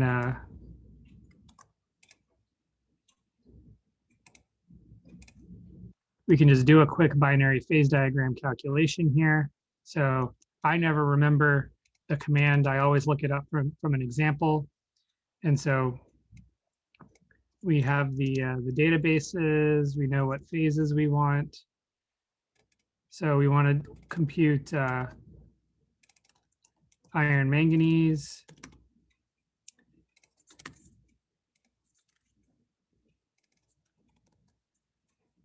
And this is about the calculation that we want to do. Okay, it looks pretty good. So, oops. So you have to remember to include our import lines. We probably also want to do this as an inline plot. Oops. So when you copy paste examples, you have to remember to change everything. So that's just to make sure that we change the phases. Okay, everything looks good. And so this will take like a minute or two to do the computation here. So I'll just keep talking while we're talking about it. But basically, this system has some interesting behavior. Well, it has a lot of interesting behavior, but particularly we're going to look at the FCC BCC transformation. And so what makes the T0 temperature interesting? So it's a thermodynamic quantity, and it's defined by an equality of the molar Gibbs energy of two different phases at a particular composition. And so T0 is in general a function of composition. And so you'll see T0 show up sometimes in looking at things like the design of heat treatments for alloys, because the T0 temperature is related to the so-called massive transformation kinetics. And so massive transformations are diffusionless, and they can occur very rapidly without a barrier. And so T0 basically is the thermodynamic criteria in order to have being below the T0 temperature is the thermodynamic criteria for the diffusionless, well, for a massive transformation, which is a type of diffusionless transformation. And it's different from martensite. We're not going to talk about martensite today. But like martensite, a massive transformation is diffusionless. And so we're still waiting for that binary phase diagram to calculate. So it's just kind of to help get us oriented and to look at the system. Because of the way it works, because of the way this calculation works, it takes a couple of minutes. And so what we're going to do now is just sort of look on and continue at how this local calculation is set up. And so in order to figure out where, oh, there we go. So you can kind of see here is the lay of the land in terms of the calculation. We've got this single phase BCC region here. This is alpha phase. We have a gamma phase. We have FCC phase, which extends out into this large single phase region. And you can't see, again, this is a challenge for the current binary phase diagram algorithm. We are not quite resolving the high temperature BCC phase, which becomes stable again, although we can see it slightly on the liquidous surface here. We see those sort of yellowish points. Those are actually BCC phase because BCC does become stable again in a narrow temperature range, but we can't quite see it here. But what we're going to look at is we're going to look at about 10% manganese here is where we're going to be doing our computations today and looking at the single phase energies. And so this is the iron manganese system. And so the way that we have to do this is we need to compute single phase molar Gibbs energies for these two different phases, for BCC or for FCC and for BCC. And note that we wouldn't normally be able to do this just using, say, the equilibrium function because of the fact that, this system is going to have metastable miscibility gaps, and it's going to be difficult to actually get the single phase data that we need. And so, of course, for a binary system, we could potentially work around it using calculate, but that's harder to do for, say, a multi-component system, whereas the example that we're going to go through here generalizes also to multi-component. So we're going to enter in FCC with, a phase amount of 1, BCC with a phase amount of 1. It's okay if the initial starting point you choose doesn't balance mass. The system will work to balance mass for you. Though note that in a local equilibrium computation, your results are sensitive to the choice of starting point. So, you are not guaranteed using this approach to get the global minimum energy. You have to specify a starting point, and sometimes even something that's close to the solution in order to get the result. And so what we're going to do now is we're going to write this for loop, where we're going to loop over a temperature range from 300 to 2000 Kelvin. And we're just going to, for each of the composition sets here, we're going to update the temperature and call this update function. So that updates the starting point. And then we're going to pass in the, our conditions, which here we're interested in an overall manganese content of 0.1. Pass in our FCC composition sets. In this case, we just have the 1. Pass in our BCC composition sets. In this case, we just have 1. But note that they're 2 separate calculations. These are 2 separate single phase calculations where we're going to compute the Gibbs energy and we're going to find the crossover point.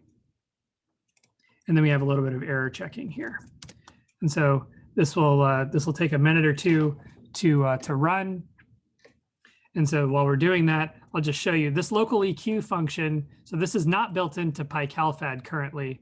This is a helper module which we've shipped specially for this workshop. And the reason that this isn't built into PyCalphad yet, or at all, is because we really want users to be able to customize this for whatever makes sense for them. We make some choices about how starting point selection works, for example, which may not necessarily make sense for your problem. And then this composition set function is basically just a wrapper for creating these composition set objects. It handles some of the low-level details involving the model objects and the phase record objects, and automatically calls the starting point function to just make it really easy to create these composition set objects and use them for local equilibrium computation. And then this local equilibrium function is just it's a very thin wrapper around the internal point solve API. Though note the point solve API will probably change in the next version of PyCalphad as well. So again, these are low-level APIs that we're using here, and we're basically just providing this for your reference if you want to do something more advanced. Another reason to do this is this local equilibrium computation is usually more performant. So you're closer to the bare metal, just like our C module, our compiled C modules when you call local equilibrium. And so you may also see some performance benefits to doing this. But again, you don't have the same guardrails. So you don't have all of the miscibility gap detection and checking the stable set of phases. So you may end up getting a metastable result here. So it is once again, us trying to balance providing users with maximum flexibility, but also making it hard to do something that you don't intend to do. And so now what we're going to do is we're going to plot the Gibbs energy difference, the FCC minus BCC versus temperature. And then I just note here, I have a little bit of NumPy logic here to plot the crossover points. So notice there's actually 2 crossover points here in this system. And of course, the reason for that is not too difficult to understand. This is because of magnetism in the system and the fact that we initially have this BCC phase, FCC becomes stable, and then BCC again. Now, with the case of 0.1 manganese content, actually, you may not even necessarily see it. We're pretty close to the limit of stability for that high temperature BCC phase. But when you neglect the liquid phase, like we're doing in our local equilibrium computation, you'll still see that crossover point. So in this case, we will take the lower temperature. We'll use that as our kind of FCC to BCC T0 temperature here. And we can just get that sign change temperature. And we see that we get something that's about 538 degrees Celsius, right? So that's 812 Kelvin. So that's, up around here-ish is our T0. So notice that it's inside the FCC, BCC two-phase region. But we have to remember that, you might say, well, then, T0 doesn't matter because we're inside, we're going to have this precipitation reaction. But we have to remember precipitation reaction kinetics are diffusion controlled, and they may be significantly more sluggish than a massive transformation. And so this is kind of the interplay between thermodynamics and kinetics.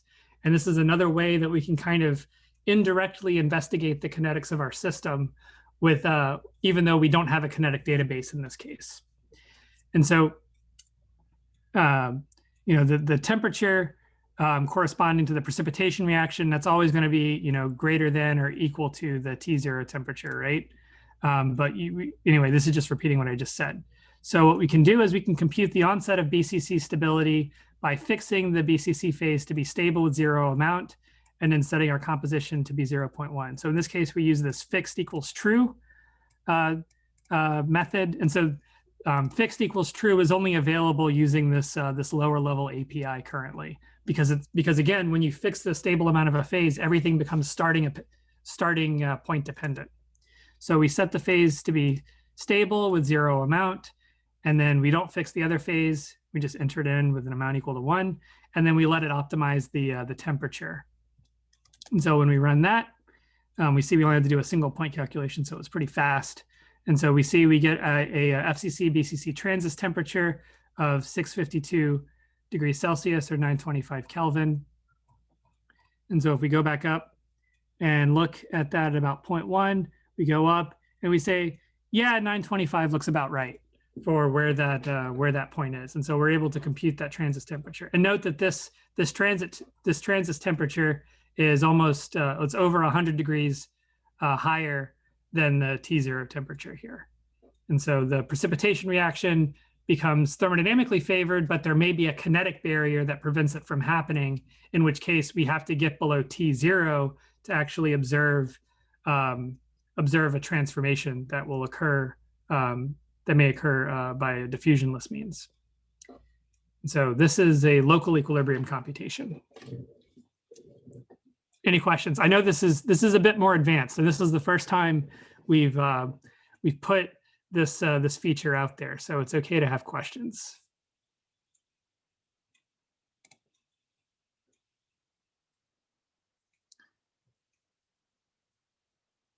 So hearing none, well, I will go on now and we'll just look at this is a relatively simple example, and it basically follows from what we just now did here. But I just want to show you that it's very popular to want to be able to compute liquidus temperatures.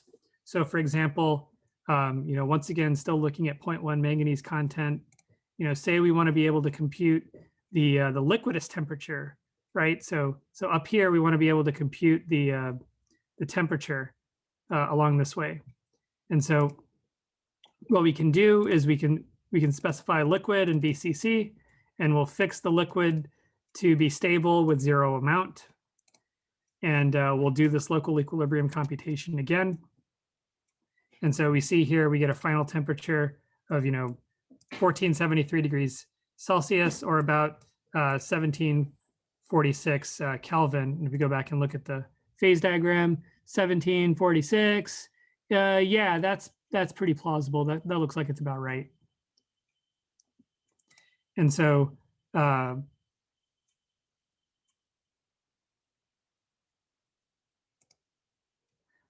this is how you can compute transition temperatures using PyCalphad. Now, some of the disadvantages of this is, okay, this is a little bit more sophisticated, and you do have to use this helper module, though this helper module is available to all of you and you can take it and use it. But it uses more advanced APIs, and in the future, we're not necessarily gonna maintain this module, though we are gonna try to keep it up to date online. But this is basically just using the low-level APIs to get to a result. But you can and should customize this for whatever may make sense for your problem, and you may find it kind of useful as sort of a template that you could repurpose for something that you're doing. The other thing is you kind of need to already know the starting point to get the result.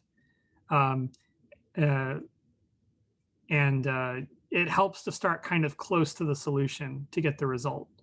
But one of the nice things about this is you can basically put this inside of a loop and call it and have a relatively fast way of doing these calculations. And so if you have a really good understanding of your system, doing these local equilibrium computations can actually be a pretty nice performance boost. But fewer guardrails, so you have to do more checking. So that's local equilibrium and liquidus computations. And so now what I wanted to do was to talk a little bit about Scheil solidification. And so Scheil solidification, if you're not familiar with it, so this is another way to try to squeeze more value out of a thermodynamic database and to say something about kinetics, even though you don't have any kinetic data. And so Scheil solidification, the theory of Scheil and Gulliver has been around for quite some time. And what it is it's a way of describing a solidification process that occurs with a well-mixed liquid, but without any solid state back diffusion. So what that means is as solid forms, it essentially becomes inert in the system and doesn't participate in the subsequent solidification reaction. So what that means is, we can rationalize it on the basis that that solid state diffusion tends to be significantly slower than it is in the liquid state, in the motion of the liquid. And so for many processes, particularly processes that involve high solidification rates, such as additive manufacturing, the Scheil solidification approximation can actually be a pretty good place to start for if you're trying to understand what's the system actually going to do. And in effect, what happens is you basically ride the solidus surface of your alloy as soon as you hit the first onset of solid formation. You more or less ride the solidus surface all the way down until you hit a eutectic or otherwise all the liquid in the system is consumed. And so that's the way that this process works. And so we have another module. So this module is not built into PyCalphad currently, but we do ship it as its own package called Scheil, and it's pre-installed here in the cloud environment, and it provides some high-level APIs for Scheil solidification. And so the way this works is we provide the key function is simulate Scheil solidification, and you pass in the database, components, phases, the initial composition of the system. So you usually want to start in a single phase liquid region and at a temperature where the liquid is stable, and then basically the temperature will slowly step down one by one in temperature until all the liquid in the system is consumed. And so we'll run it here. So this is just an aluminum zinc example that works relatively quickly. And so the result object you get back from the Scheil solidification allows you to access the phase amounts and the temperatures and the liquid amounts that exist in the system over time. So you're able to get the solid phases and also the liquid phase as well and see how it goes. And so you can see how initially it's basically all liquid, and then the solidification process begins. The liquid starts to be consumed, and FCC forms. In this case, the HCP is entirely metastable, and we don't see it. And then eventually we hit this invariant, and all of the all of the liquid is consumed. And so this, of course, being very characteristic for shale. Actually, the HCP may be forming right at the very end there. Is that that's the invariant in that system, I believe. Right? Yep, that's correct. So yeah, I was. You type pick at the end. Yeah. Okay. Thanks, Brandon. Brandon put this example together and is the primary maintainer for the shale module. So thanks, Brandon. Can I bother you? On Shile, brief question there, maybe Brandon or Richard, whoever is more appropriate here. Are there any robustness concerns with relation to Shile and like number of components and just kind of the complexity of the situation you're trying to look at thermodynamically? Yeah, I can answer that. In principle, Shile is also general and can work with any number of components. And as far as you're just limited by PyCalphad's convergence. And so in really high, like 8-10 component systems, the convergence can be a little flaky. But the Shile code itself, assuming your PyCalphad calculations converge, should work well. And is the Shile code intrinsically tied to using PyCalphad, or does it just kind of use PyCalphad kind of as needed to calculate certain values? It's a really small code. So like it's like kind of tied to PyCalphad, but you could like pretty easily rewrite it to just swap out your equilibrium calculator. Thanks. Yep.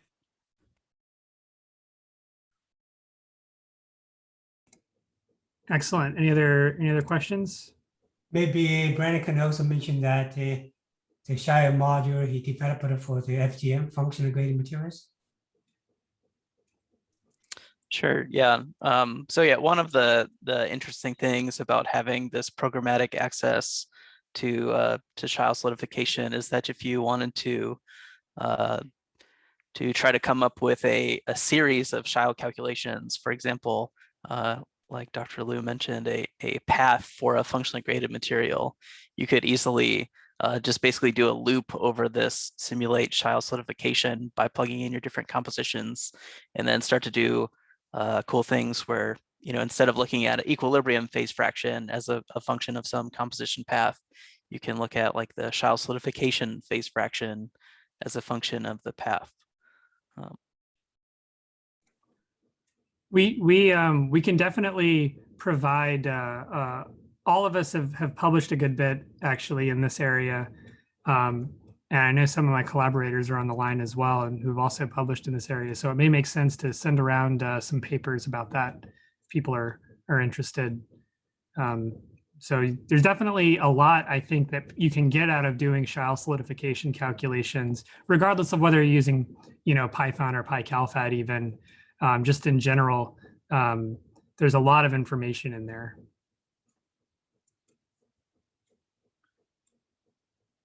Okay, so let's see, we have a question about how to calculate the numerical derivative of solid. Yeah. So this is an excellent question. And in fact, we've published, and I should say, Noah Sargent, who is a student that I work with, has actually published on exactly this thing of computing the numerical derivatives of the solid fraction with respect to temperature for use with the cracking criterion. And it's see here. I think I've seen the paper. Yeah, I think I've seen. You've seen the paper. Yeah. The point is that it's not only for the Sindaku criterion for cracking, but this is for the limit for solid fraction going to 1. But if you go to solid fraction going to 0, then you can extract the growth restriction factor. So and also going something in the middle, you should have some practical other information for semi-solid processing. So collecting a very simple curve.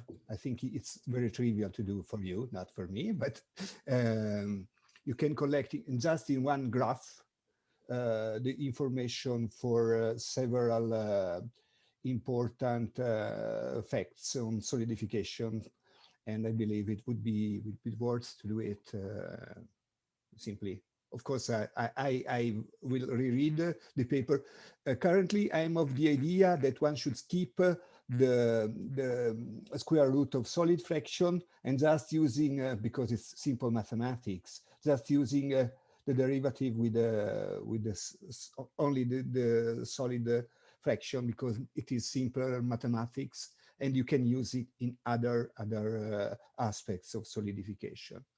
Like, for instance, was pointed out many years ago by Rainer Schmidt-Fetzer. So you have one additional curve, that's the numerical derivative of Scheil, and then you can infer, I wouldn't say conclude, several points on the solidification. So if you have good enough databases, you can even infer some practical conclusion which could help to adopt your software, even by, say, the more skeptical, so industrial people, because this is something very important in my mind. Okay, sorry for bothering you in this moment, but I think it's, I will read the paper, and then I just need the algorithms to train myself to do it. And one other question, then I will, it's how to translate, because I've been translating nearly the same databases that you have been translating for MathCalc,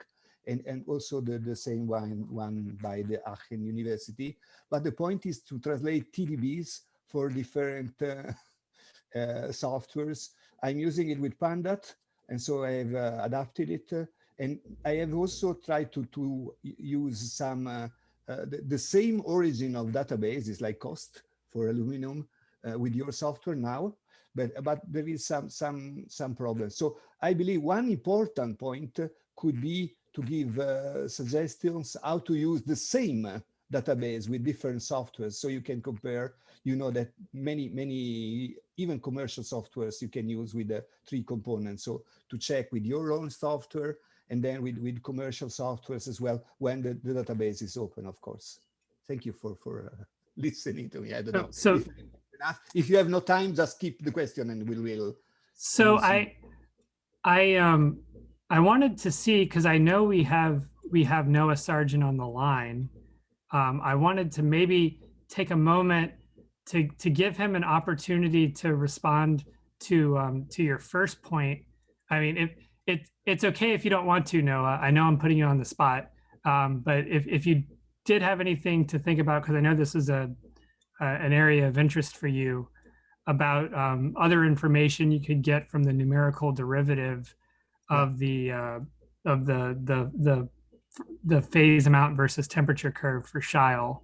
I was wondering if you had any thoughts about that. Mm-hmm. Okay.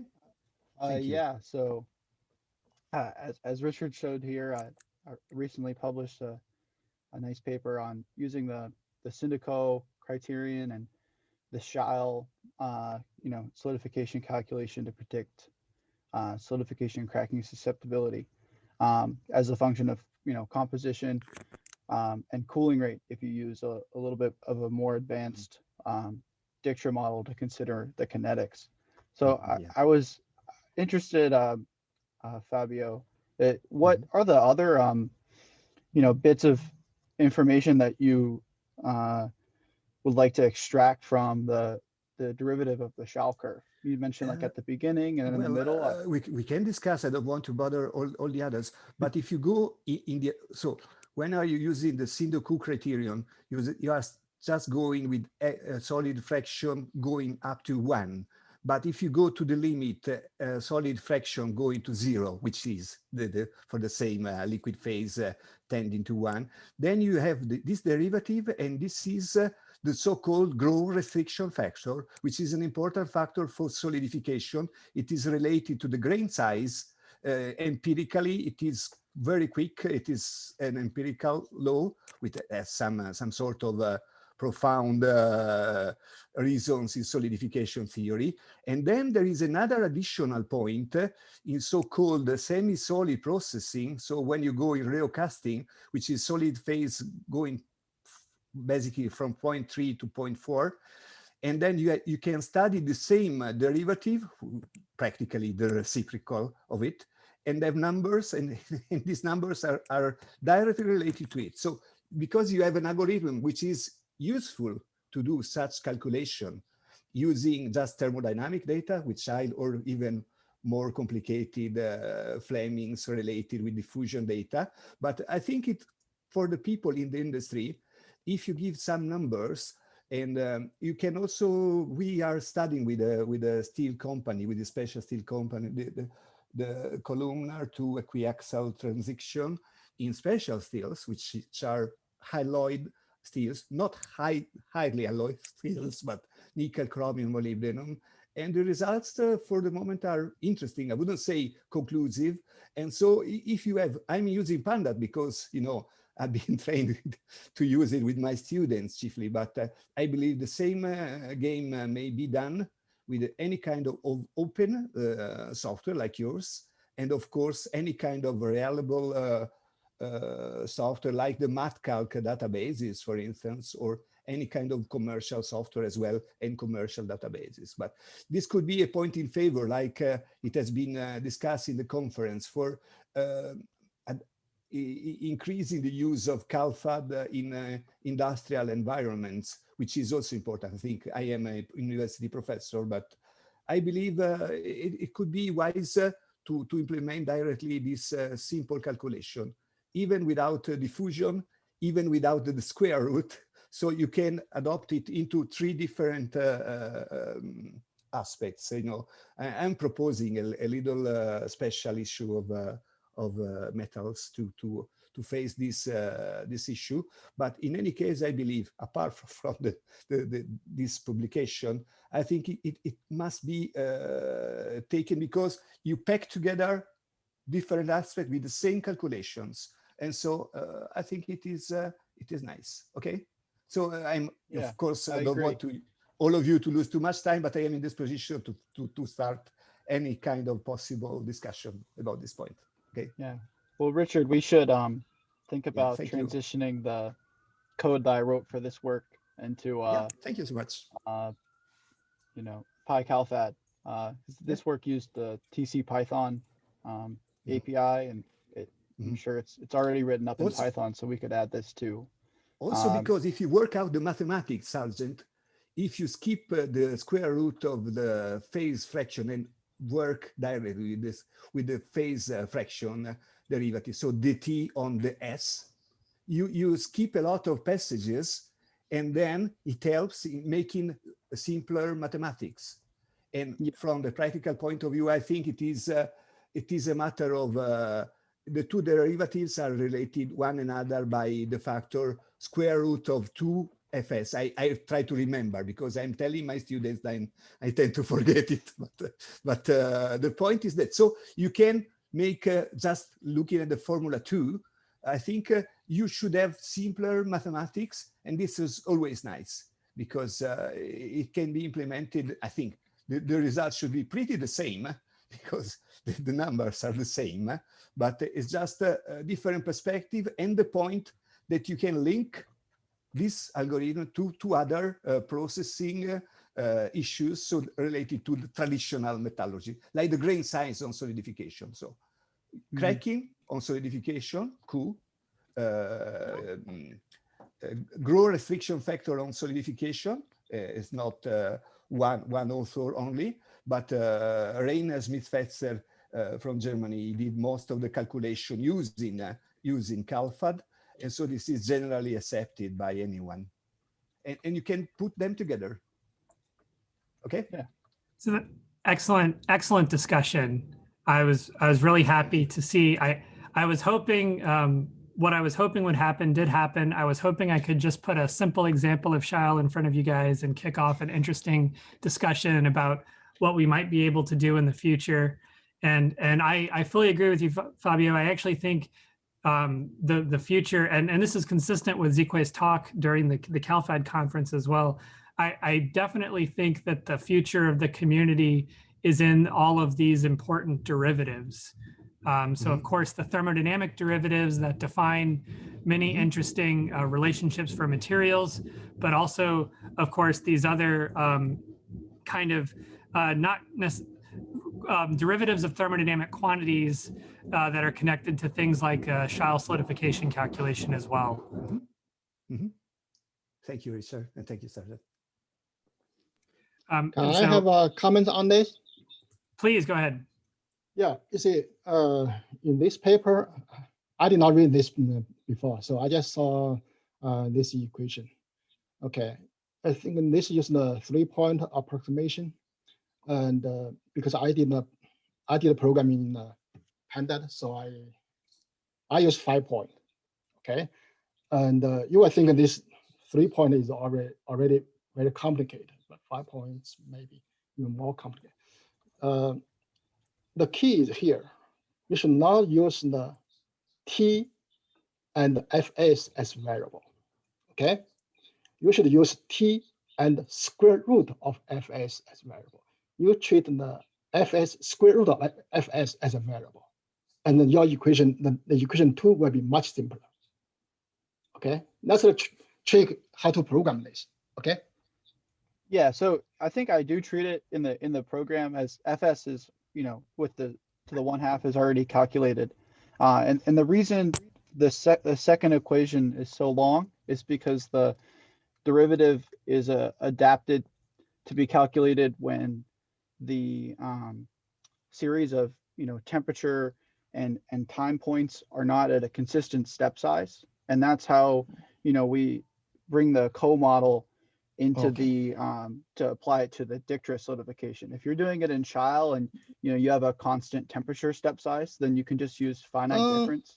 You use the variable step size and interpolation. Use that one. Variable step size. That will be much better. Yeah. So I'll have to think that. Okay, yeah. That's 2. Okay, one use the variable step size of interpolation. Another one uses square root of Fs as a variable, not the Fs. Yeah. So your equation, you can do 5 point easily, or much more accurate. Yeah. I think that adding the 5-point interpolation would be good. So yeah, thanks for the comment. Yeah. Excellent discussions. Definitely interesting to compare different results with the same databases. Let's say even with this example you have done, aluminum, copper, whatever, and then of course the same databases. Otherwise, it would be a problem. And then try to go forward. In any case, Shaoling, I've been using Pandat, and Pandat has been using with my students, and we've been developing since several years actually. And I believe nothing against Sindoku, because the criterion is physical, so it goes on. But my suggestion is to put the same curve, which is 1, in different situations, so in different solid fractions.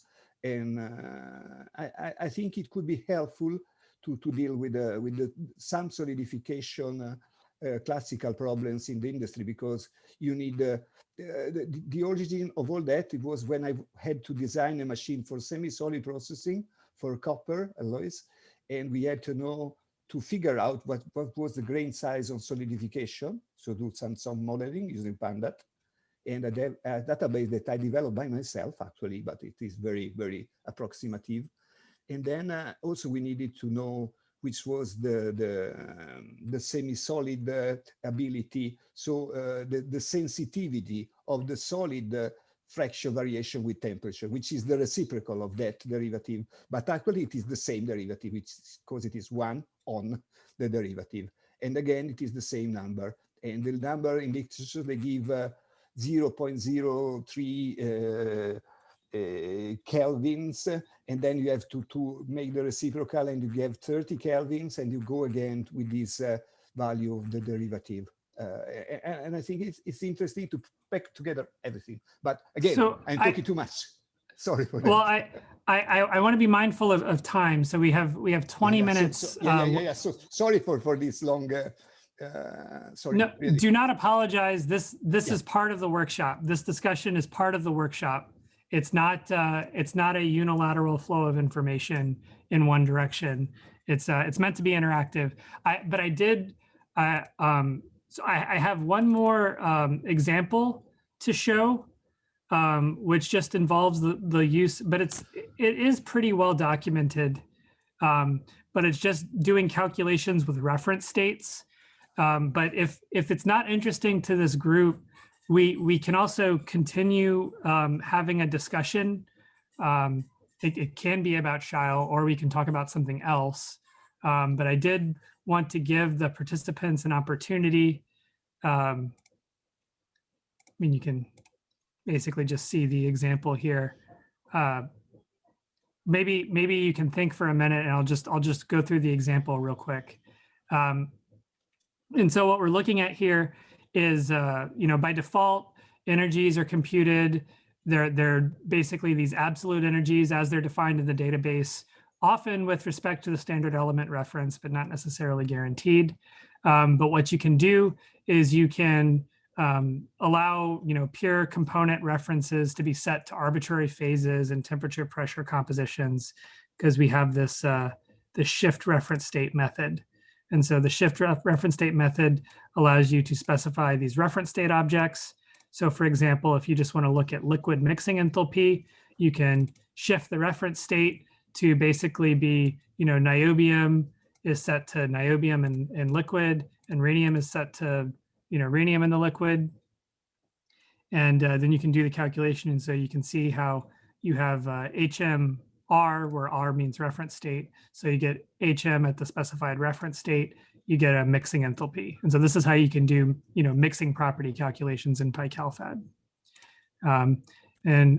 We have a little bit of code here that allows you to compute, these, something like a convex hull. So you can plot the formation enthalpies and have them be color coded on the basis of the equilibria that are present in the system. And so you can see how they have some kinks in this curve, which correspond to a change in the stable set of phases. And then this works as well, also, even if it's a multi-sublattice phase. So you can see, for example, how you can, use the special built-in mix reference state, which will allow you to do this calculation with respect to, the end members shifted. So you have this end member reference mixing enthalpy, and you're able to see. And so what I really like about this picture is the fact it's very clear that, these multi-sublattice phases are projections from a higher dimensional space into, this overall global energy space. But it's very clear that you can see kind of how it is a projection, but just a low question here, dimensional one. Richard, what's the blue dots within the diagram? Those are randomly sampled configurations of the system. Okay, it's on the Gibbs energy surface. Yeah, it's on the Gibbs energy surface. So which means it's a minimum on that special Y values. So no, they're not. Well, they're not necessarily the minimum at the overall composition. They just represent, it's a random sample of site fractions, right? Okay. So you have the end members, which you can see are these points up top, and then you have the branches between the end members, which are high density, sampled at high density. So you can follow these branches between the end members, and then kind of the interior of the space are just other randomly sampled configurations. In principle, it's actually continuous. There's like fully, it's a continuous space in there. But if we plotted it like that, you wouldn't be able to see the diagram. So it's plotted at a low density. Okay. So at the bottom, so around the convex hull, so the blue dots are more dense because you try more points around that because it's close to equilibrium state. Yeah. Okay. So we actually sample with kind of a uniform density in the high dimensional site fraction space. But when you project that high dimensional space into the composition space, things get squished. And when they get squished, you basically see these density differences. Yes. Yes. Okay. Yeah. Great Thanks. question. Yeah. Yeah. And of course, we also have the ability to do calculations at specific site fractions as well. And so, for example, if we just want to look at interactions along the second sublattice for this chi phase, we can actually build an array of site fractions that correspond to, look at some value of x and then 1 minus x. And then whereas we fix the site fraction of rhenium in the first sublattice to 1, and the site fractions of niobium and rhenium in the third sublattice to 1 and 0, and so respectively. And so this is, I mean, you can read through this here. It's basically just setting up the special ordering for the site fractions, but basically we define these site fraction objects, and then we can pass them into calculate using this points keyword argument. And so this is the calculation that's done. And then we can do this mixing enthalpy where we're basically doing the site fraction of chi in the second sublattice with the rhenium content. So you can basically see how we vary the site fraction, and we can look at how the mixing enthalpy changes. And so you can do, this is primarily interesting. Usually you would only do something like this if you were either building a database or comparing with an atomistic simulation, or otherwise doing some kind of detailed investigation where the site occupancies were really important. But PyCalphad does give you the ability to do that, so you can investigate that as well. Okay, so this is all that I have to show today in terms of PyCalphad interactive examples. So hopefully it was useful and interesting to you. Let's see. So I see we still have most of the people were able to stay connected the whole time. And so I'll stop sharing now, and we're good to just sort of continue the discussion if there's anything that people would like to talk about with the remaining 12 minutes or so that we've got. Before the questions, I first want to thank you, Richard, for the wonderful presentation with a lot of details. As you see, there are some new features we didn't have before. The second one, I want to mention that I want to congratulate Richard for putting PyCalphad to the competition of a NASA-wide Software of the Year competition. And it won the second place in 2019. And you have to think about we're competing with those people, put the rover on Mars, right? Those kind of people, software engineers. So I want to congratulate Richard for its wonderful achievement. And also for Richard for receiving the CalphAD Young Leader Award this year. Congratulations, Richard. Thank you. Appreciate that. So did we have any additional questions or comments that people wanted to have today? And keep in mind, we do still, of course, have our day 2 lecture, which is going to happen tomorrow. And that's going to feature SBay. And so we're going to be using the same cloud services. And we're going to maintain the cloud infrastructure running overnight. So if you've made any modifications on there, those will be preserved. Though note, you do at some point want to download all of your work and save it if you want to keep what you did during this workshop. So any additional questions or thoughts that people had? Hello, this is Salem. Can you hear me? Yes, please go ahead. Yeah, wonderful workshop. Thank you guys for putting this together. This is very helpful. And so the question of mine is, we use, we build, for example, casting software solution, and at runtime, we need sometimes, or most of the time, to calculate certain derivative, which are dependent on the alloy composition. So my question is, have you guys done any performance or scalability testing? And do you recommend different way or specific ways to use your software and your solution in order to be able to be like not add any overhead for the overall computation. So for example, in some of the equation, we will need to access the derivative of the liquid composition over the average composition of the whole, let's say, cell. So such information will require obviously calling, for example, PyCalphad. So the question is, have you any recommendation from that perspective, even using C++ or C API directly? Excellent question. So with regard to performance, there's a lot of things that you could do. So people have actually even run PyCalphad on GPUs before. So we don't have direct GPU support in PyCalphad, but we do have an advanced code generation capability. And so people actually use that capability to build a CalPhad kernel that works on GPU. And so, for example, that is one sort of approach you could take where you basically extract the energies out of the energy functions out of PyCalphad, compile them to C, and use them in your own code for whatever purposes you want. But maybe you don't want the overhead of having to have your own energy minimizer if you don't already have your own energy minimizer. And so another possibility, so you could just call PyCalphad in a loop. That may or may not be performant enough for your use cases.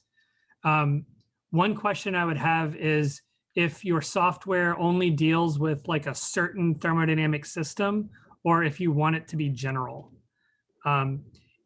If you don't need it to be general, what I recommend actually is pre-computing the data that you need, and then just basically storing in a lookup table and use interpolation or like a machine learning surrogate model. And so there's people that have used PyCalphad that way, where they pre-compute the data they need and then build a surrogate model on top of it. That's another approach you could consider, and can work pretty well if your system doesn't have too many, well, if the dimension of your space isn't too big. You know, if it's not more than maybe like 4, you could probably do it. But another option is to use some of the low-level APIs we showed today for local equilibrium. But then you're on the hook to do your own starting point selection. And so that may or may not work for the system that you're interested in. You know, if you're doing casting, you know, maybe that works because you're starting from a liquid.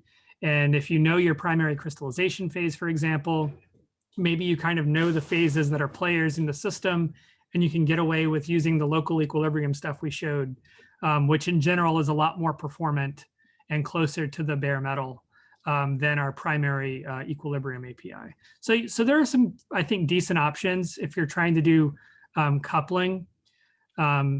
You know, another thing that I've seen people do, so this is like what Daniel Schwinn did in the Moose code, is they basically just use PyCalphad to do kind of like a TDB import.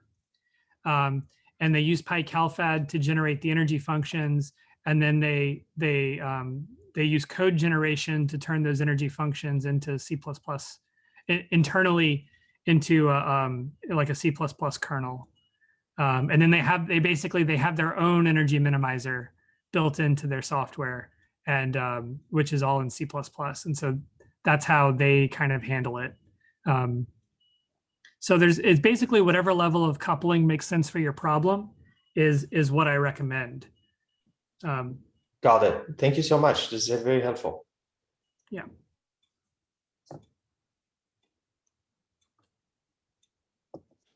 Any other questions or thoughts?